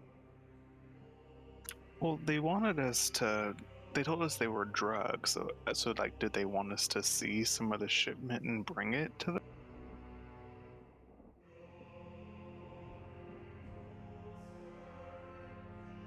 Maybe the goddesses started stiff arming them. It is certainly a tangle. I wouldn't be surprised one way or the other, but I'm of the inclination that the goddess probably had no involvement whatsoever, because I just feel like she probably could give two shits less. Yeah, probably more her servants. Master Scorpion. Mitsukage. Master Scorpion. Get over here. He did say he needed our help, so maybe that will be the next course of action. Well, that'd be quite a ways away. How so? Isn't he in, He I'm gonna forget the name of the city now. he alluded that he was going to go away for quite a while. Oh, okay.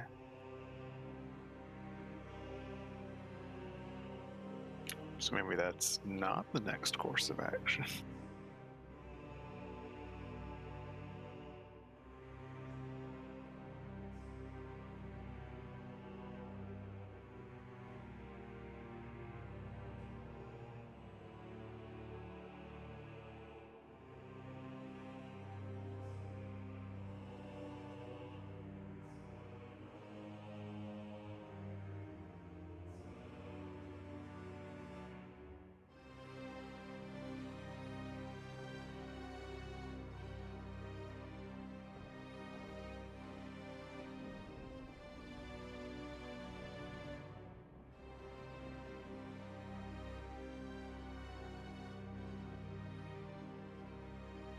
Dynast. I couldn't think of it for the life of me. I just knew it started with a D. Yes. I'm pretty sure we figured out that he was heading to Dynast.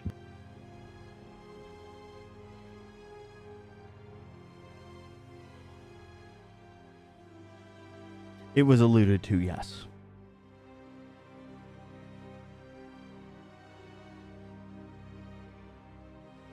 Where he is dealing with the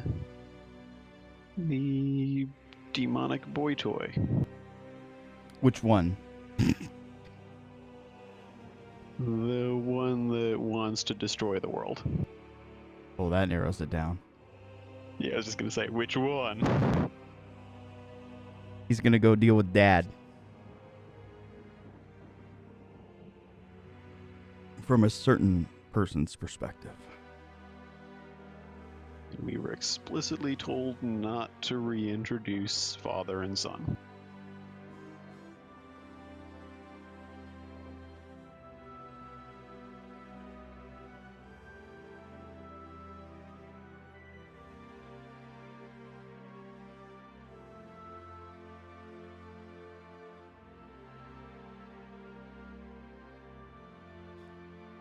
But it looks like the Professor Zekel is a nice guy who got caught up in bad things in life.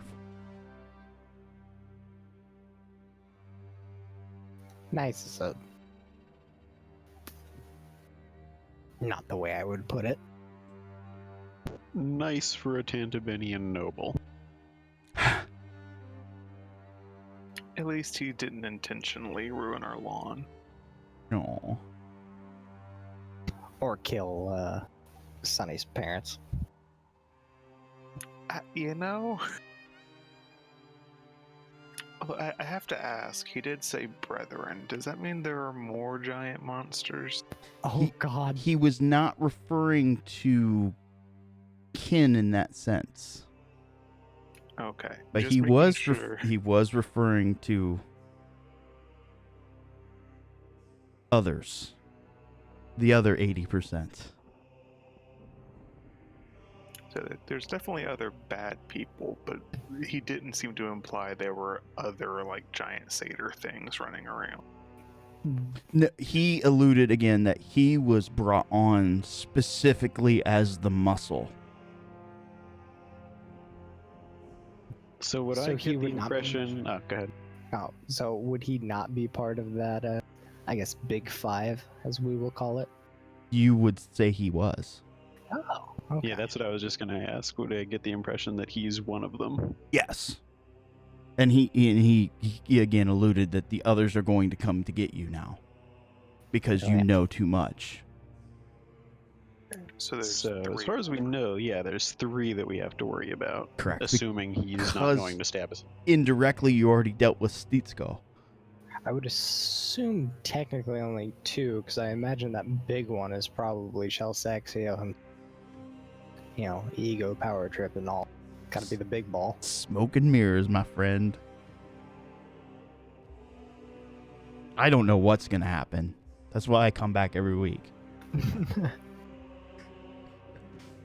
All right, so you guys have your conversation, though we can continue if you guys want to wrap things up, or still need some things before we wrap up.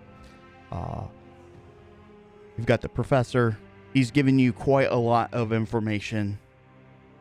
To recap, he says that he's essentially a part of kind of an inner sanctum of Shelsaxio's Order of the Eye. They're called the Lustrum Oculari. You know that he's been robbing banks at Shelsaxio's command because obviously they need lots and lots and lots of money for whatever that is that they do. He tells you that you guys have already taken out Stitsko, who was another lieutenant within that organization. And they're probably going to start to come after you guys now. He did offer a deal that if you guys were able to figure out a way to end his affliction, his curse, whatever you want to call it, he basically would owe you a life debt. He would do just about anything to repay that. Trying to think if there was anything. I mean, there were other things, but I'm just big notes. Any other questions that you have for him, or? Nothing specific to his knowledge set, but I would like to just ask him to conjecture that if things went wildly in our favor and we were to depose or otherwise get rid of Shelsaxio, what he thinks would happen with the power vacuum in the city in that case. Give me just a second. I think my computer froze. Can you hear me? Yes. Yeah. So I can't type, so I'll have to answer Rin verbally. So, give me 1 second. Sorry, technical difficulties for some reason. Discord froze on me.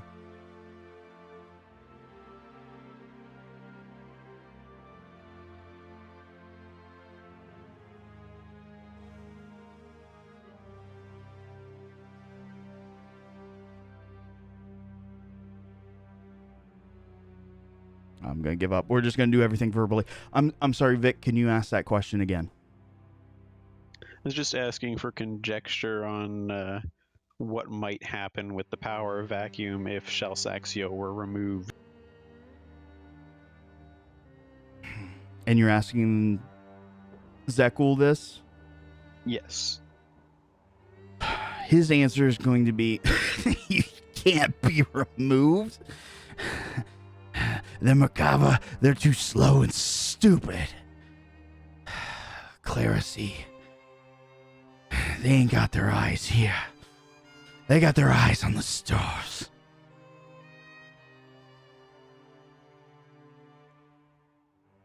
Well, supposing the Merkava could be mobilized. Hold a minute. My friends got their first tip about the clerisy from you. Got on, did you? My friend, you may have dispersed some animosity, but if you set them into a trap, they will be more where that came from. It's too late. Idiots, but useful ones. I don't owe them anything. Caspian will kind of disengage from the conversation at that point and probably just say something along the lines of prayer like, Makoto, I hope you're not getting into trouble. Oh my god, that's amazing. He absolutely did. He gave them all the information. He's like, this is a very bad place. You should absolutely not deal with this. You reverse psychology. Professor. This isn't my Thursday game, but if this was a comic book, it would totally be like, I hope you're not in trouble. Next panel, them falling into the Underdark. Oh my god, that's amazing. It's gonna be good. Yeah, we already discussed. They're going into the descent.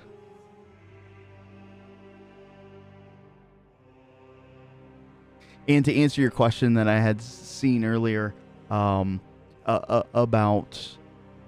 Lustrum Oculari, of 5 of the eye.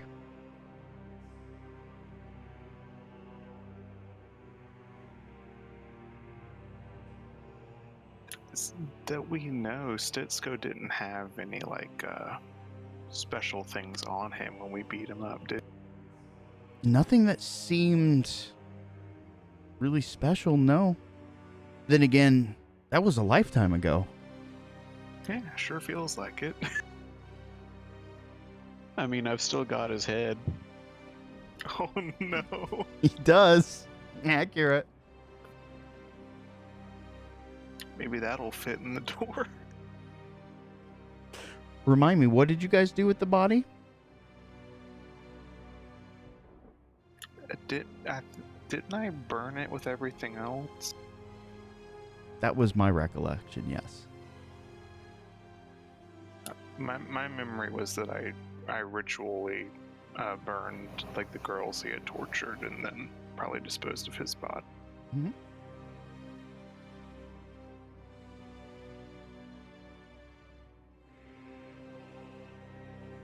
That does sound vaguely familiar. I definitely remember you doing that for the girls. I won't say we did, just because he kept getting back up after I stabbed him all those times. He did. He was a psychopath. I can go back and look at the VOD later, but otherwise you might have a headless undead walking around. How to get more views on your video. Refer to something back in episode 1, in episode 13. All the party goes back to look. Instant 5 views. Profit. Rinse and repeat. It's fine. I wasn't planning it from the beginning. It's okay. All according to Kaikaku. According to Ooh, you know what? I will ask the professor if Kasparov is another one of the 5. How do you know that name? I've heard it circulating around. You need to stay clear of that psychopath. So you're saying he is or isn't? I'm saying... Yes, he is one of the Order. And I can tell you, you have assuredly met this man. If you have not met him, He knows your friends, your family, everyone. Short list for me then. Aye, same. Ah,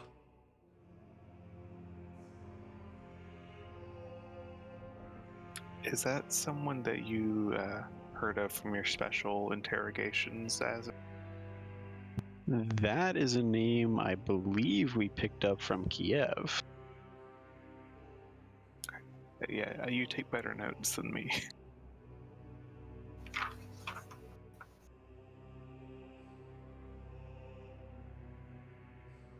But he is the slasher that has been killing merchants and draining their blood. that is correct. Yeah, that one I remember. Kasparov the Slasher.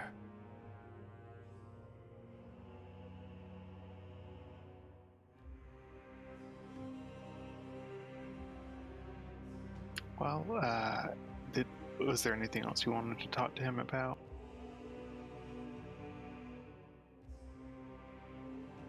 Well, if he'd be willing to give up the name that we don't know, but that's entirely up to him.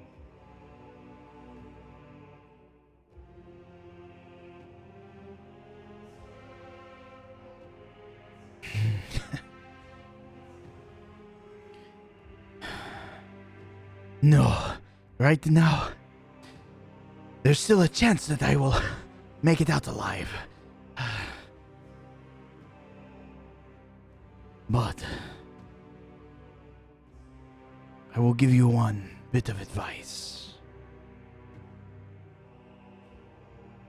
A butcher likes to have his meat fresh.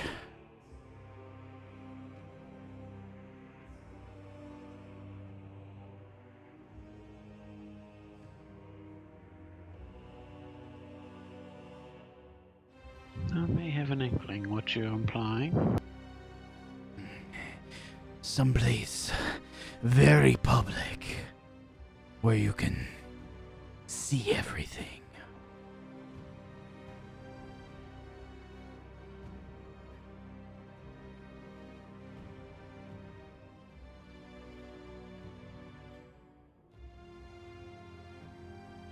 You can see him looking at you guys, he can see you guys trying to rack your brains, and he gets almost a little bit of pleasure from it. And then he says, "Look around the Fuzzy Dragon. I think that establishment is big enough for him."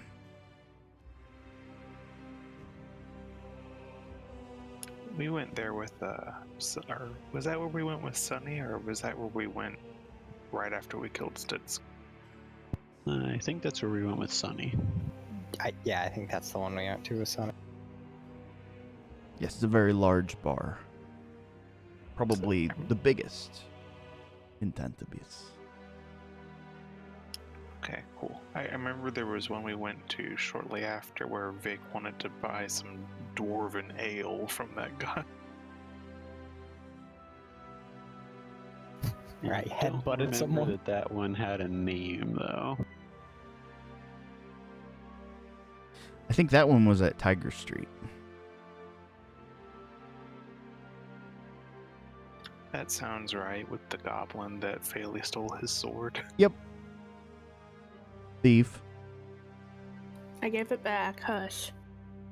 That you did.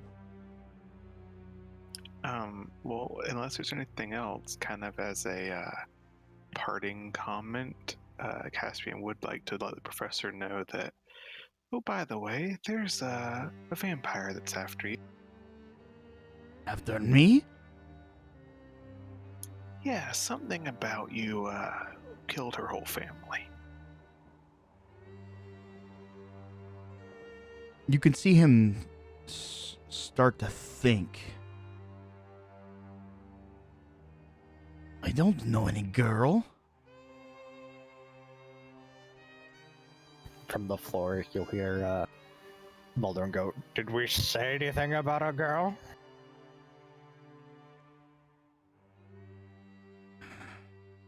You can see his eyes kind of bounce back and forth in his eyes. There are just so many. Do you know what it's like to live a life of duality? Vic whistles nonchalantly. Like, yo, fam. Well, I think catch on it. bits and pieces that the monster, he'd like to take his aggression out on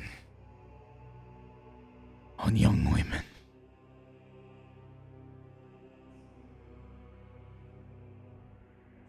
Well, unfortunately, I don't get to speak for the vampire anymore as a friend, but just thought it would be good to let you know so you could watch your back. I can't set you free if you're drained dry next time I see you. Fair enough. I don't even know these women. These lives I've taken. I just know it wasn't me. And I wouldn't strictly expect her to understand that. By the same token, try not to kill her if you can help it. I think that part's already been done. At this point, he starts to get pretty sick again. The extended duration talking here has kind of worn him out. The butler kind of insists that, you know, he's going to take care of things. That maybe you guys should probably leave. Yeah, that was his kind of closing comments as he was heading out. The butler, however, will tell you of a shortcut. The north side of that hallway, he'll show you a few stones that you can press, and it will make a very large opening. An opening large enough for say a 20-some foot tall creature to squeeze through. And it will lead you back up to the noble district. Convenient.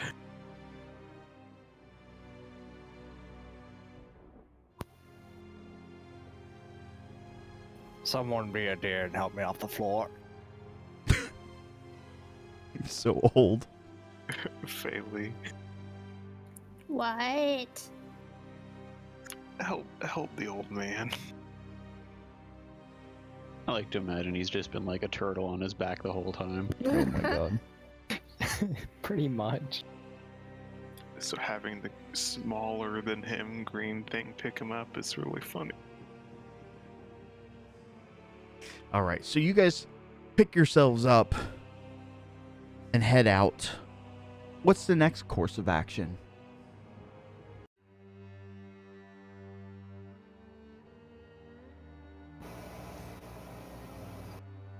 See, my thought was I wanted to talk to the Rokugani people since they were the ones with the shipments, but if they're out of town... I think it's just that one guy that's out of town, not the entire... Mitsukage is out of town. That doesn't mean that they're all gone.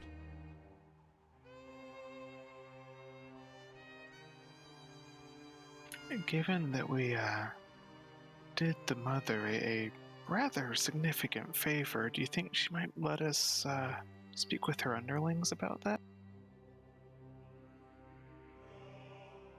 It's worth a shot.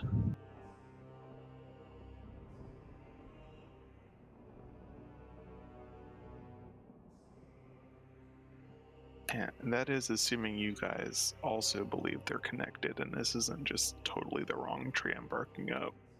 No, that's what I got out of it too.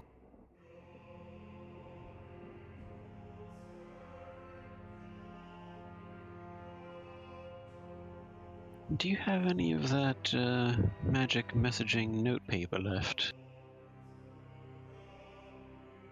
Unless the DM says otherwise, because I haven't kept track of like sheets or anything, but Yeah, I you do. assume I do. Could I borrow a sheet? I'd like to send a message to someone. He'll tear one out for you and give it to you.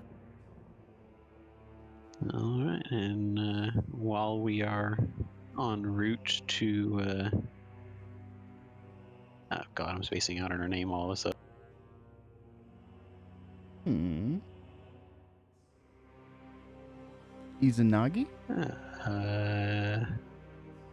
Yes, but Lady Hitsune was the name I was thinking. Oh, yeah, okay. While we are on our way to Hitsune's place, I'm going to go ahead and compose a message to my father, and you know what about. Okay.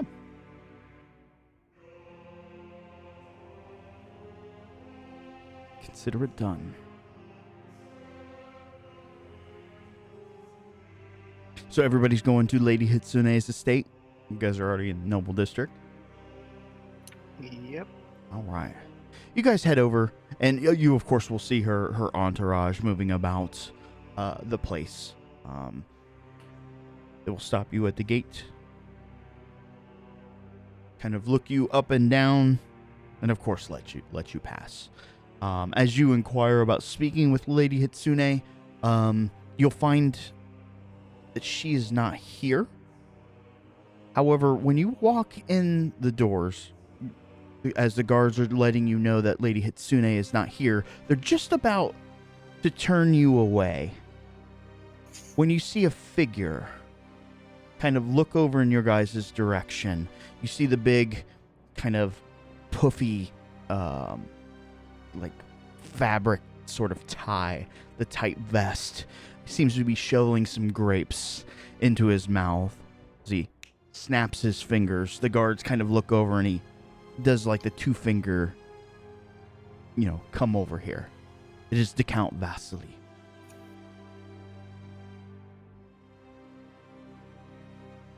And this is where we die. Aww. Is there any chance we could take a long rest before we get over there? Well, you guys didn't say you wanted to take a long rest. Obviously, I'm joking. I'm not gonna sit for 8 hours while he's waving his fingers. It's like, come on, get over here. Fuck. No, Just walk as slowly as possible. Yes, I move it 1 inch per minute.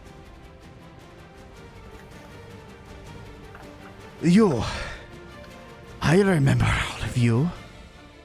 Come here. And he's kind of shoving a few grapes in his mouth. Oh, I suppose we will acquiesce. He grabs hold of his kind of soul patch and...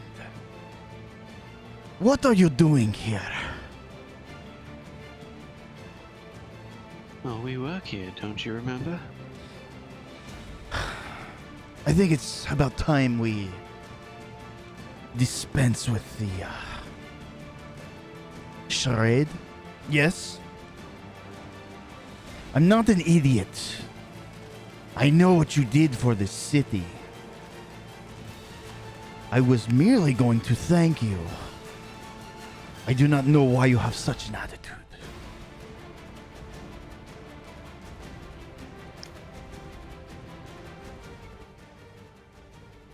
Pardon us, my lord. It's just, when people delve into the business of us circus folk, it makes us a little antsy. Too many questions tend to follow us around. I mean, you do smell, yes, but I'm willing to turn my nose a bit, I guess. Why are you here? After sniffing fairly, Caspian will say, well, we had really hoped to speak with the lady of the house, but it appears she is not present. That is correct. So you may speak with me. Grape? I don't mind if I do. He'll hand you a small stem. He kind of looks at the rest of you. He kind of snaps his finger again as the servant comes out. More grape. Come, sit. He moves over to a very opulent table. Sorry, go ahead. I was just saying he would sit with them. A few moments go by as some of the staff kind of just shuffle around very quickly. They bring out plates and silverware, these, shaped cloth for like napkins. You don't exactly know what to do with. They bring out glasses and bottles of grape wine. Bottle. Great. He takes a long pull from his glass as he kind of makes a circling motion with one hand. You can see his fingers are just covered in jewelry, bracelets, necklace, earrings. And with his other hand, he reaches into his vest, pulls out a small cigar. It lights.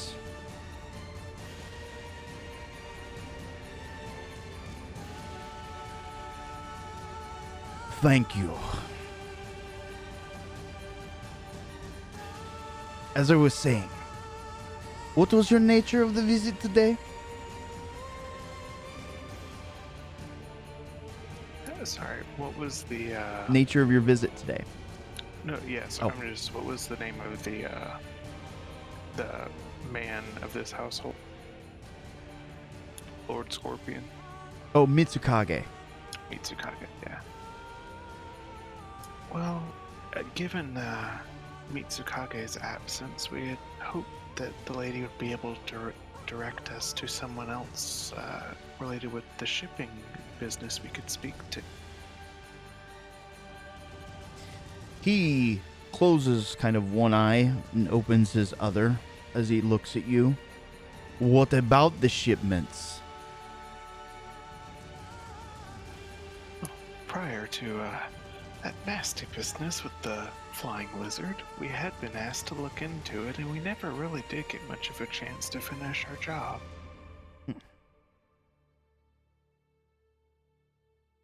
I see.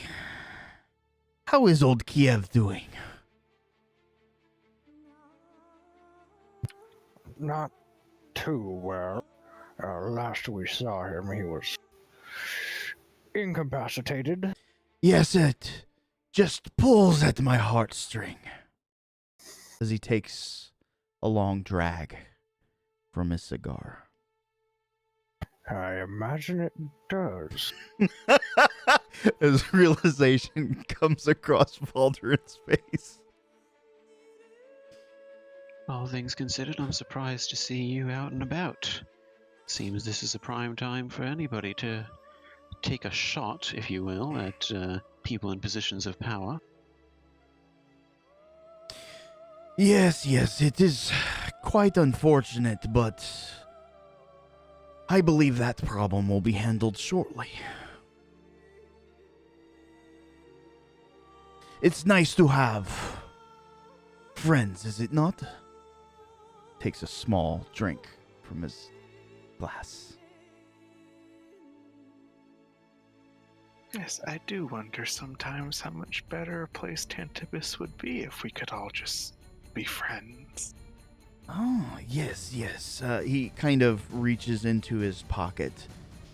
There is always a place at the table for good friends, and he flips you over a cigar. Whether or not you take it, smoke it, is up to you. Oh yeah, and he totally lights it in the most ostentatious way possible. Just snaps. Using a fireball. cast fireball at 5th level. Oh god. Amazing. It is quite amazing to me that mere paupers can quickly learn and play the game. Aye, with proper guidance, one can get as far as they are able. And yes, Master Dwarf, what do you have your eye on? Well, mainly speaking, answers. The all-important question of, why am I here? Yes, why are you here? Why are any of you here?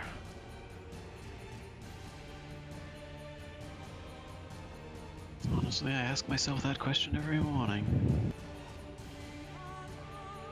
Have you read this great book by Nietzsche? Der Wildermacht?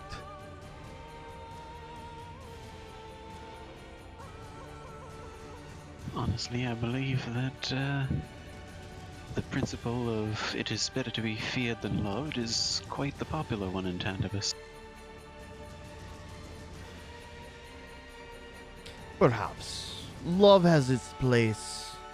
Money has its place. Fear.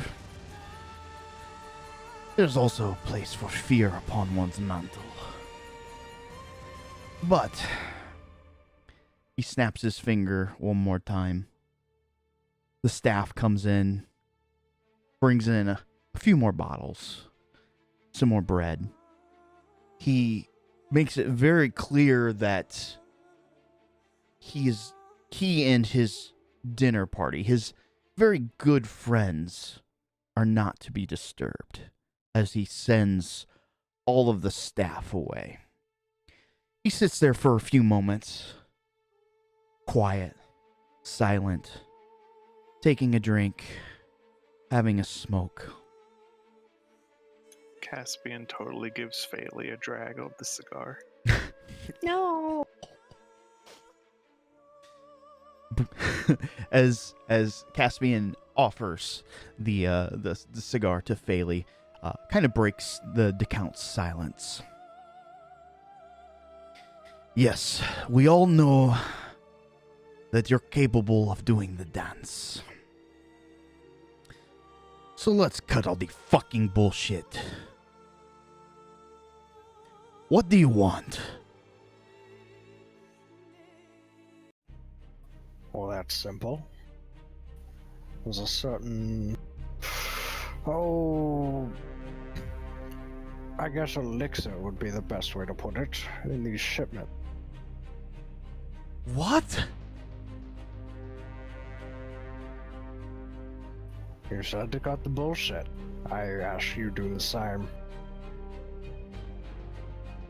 Why would you want to save that one?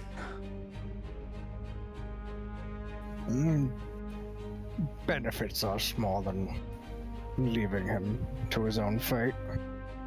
So let me follow this. You help him. It puts a little good in your heart. Makes you feel good inside, yes? And then what?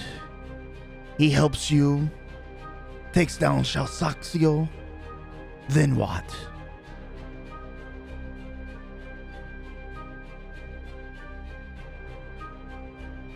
Have you ever tried to untangle a knot in circus wire, my lord? Does it look like I know a fucking thing about this circus? He'll kind of bow, understanding, and he'll just continue and say, when you start to unravel it, you tug at one end. You keep tugging and more comes out, but you gotta keep tugging until eventually it's unwound.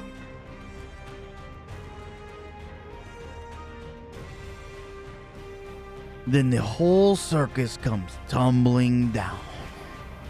The tenure falls. Then what? Pandemonium in the streets? Oh, no. You think freedom? Nature will take its course one way or another. Does it look like nature's on our fucking side? Did you see the size of that thing? quite intimately. Yes, we all know the Reason big why we should fucking be heroes. squabbling among ourselves. Tell me what you truly want. What is your end game? I care not about these tiny steps. As far as I'm concerned, the idea is peace. When the tent comes down, when the roof's blown off, everything is under the sun.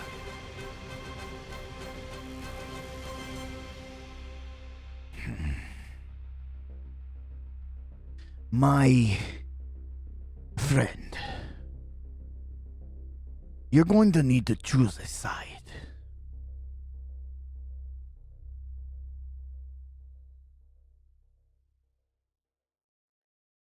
I think you misunderstand what we represent here. We're not here to choose sides, we're here to make our own.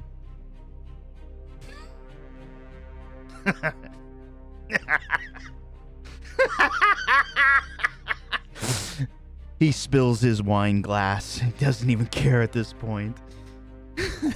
You think you have the power to bring down anything in Tantibus? At the moment, no. But perhaps, with time and maneuvering the right pieces into position.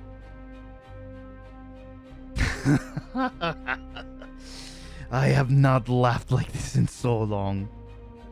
It is truly a pleasure. I must admit I am having the time of my life, but you know you're fucking insane, right? Well, I would have to be, wouldn't I? You're talking with circus folk, my lord. So not Merkava, not Clarity, not Order. Circus. I'm sorry, I'm trying to take you seriously. You I think would encourage you not to. We are circus folk, in fact. you think you can bring the whole thing down? And then what? You rule? No. As I said, let nature run its course. Personally, I'm just tired of all the darkness in this city. It's just used to be a little brighter. I mean, consider where we are right now. The city is immediately in the aftermath of having a giant lizard breathe fire all over the place. And where's the leadership to calm the populace? Nowhere to be seen. This is not a kind of government that will survive a second attack. What makes you think there will be second attack? Do you not see the storm that is brewing? What storm? The snow? What you saw the other day was just a minor cell in a much larger storm to come. They say back in the day that there were a lot more than one dragon in Tantibus. Let's just say I've personally made some arrangements. You give me a week. I think most enemies to Tantibus will be taken care of.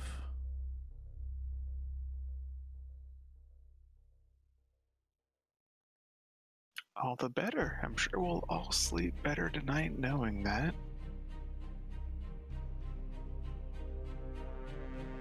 Honestly, given how fragmented everything is, I would be very surprised if you were even aware of all the enemies Tantibus has. Is that so?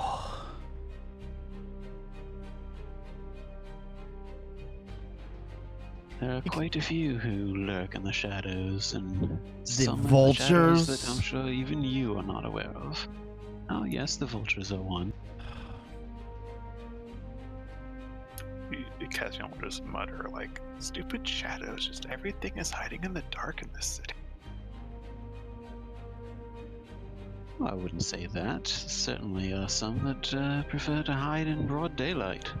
According to I'll look right at him.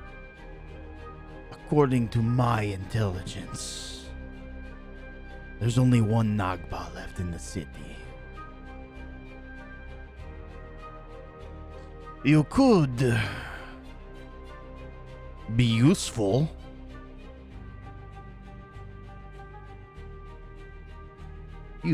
You circus folk like to be useful, do you not?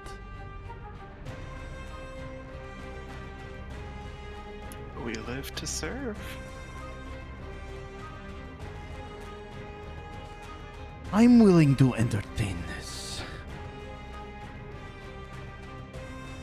You were able to drive that dragon away. That is not a small task. I don't know how you did it. But if you're able to bring down a Nagba, certain arrangements could be made, certain leeways given, yes? I'm certain you're already aware of this, but we've already dealt with one. A second would be no issue. So you say. I was gonna say, you say that, but remember Sobe. It was a bit of an issue. You guys are like, nah, we're a level stronger. That's totally how this works. Forgive me if I don't. I'm up here bluffing my ass off, and they're back behind me sweating. Forgive me if I don't believe you, but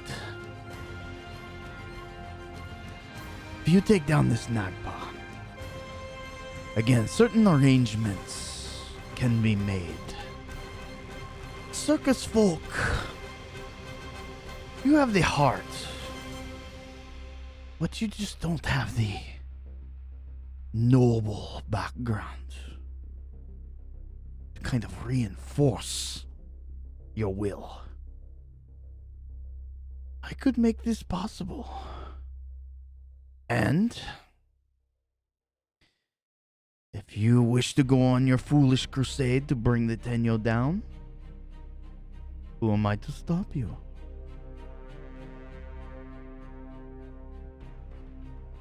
Well, I do have one question first before we make any arrangements.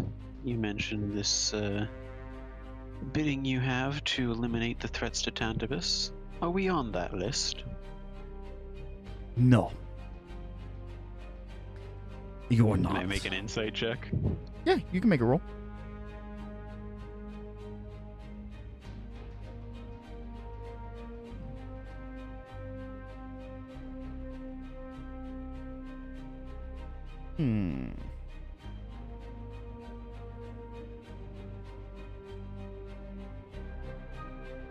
Okay. So, like all good things, it's going to be layered like an onion. You know he's lying, but you don't think you're on the list. You don't think it's as far as kill. But you do think that you're on the list as far as a potential threat to him. That's the best. So we're enemies, but we're not Just frenemies. to be. Yeah. We're on the watch list, basically. Yeah. It's politics. You know how it goes. Like, Yep. you can't just outright destroy an enemy sometimes.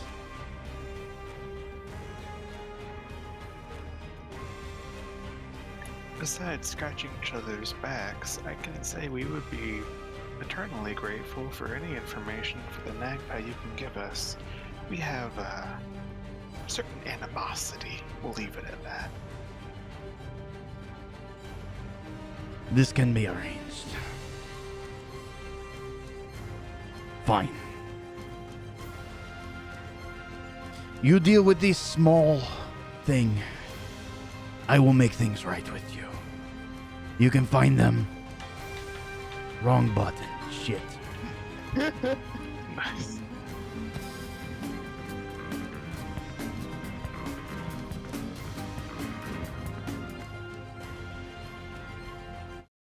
So you've just hit one long fetch quest, didn't we?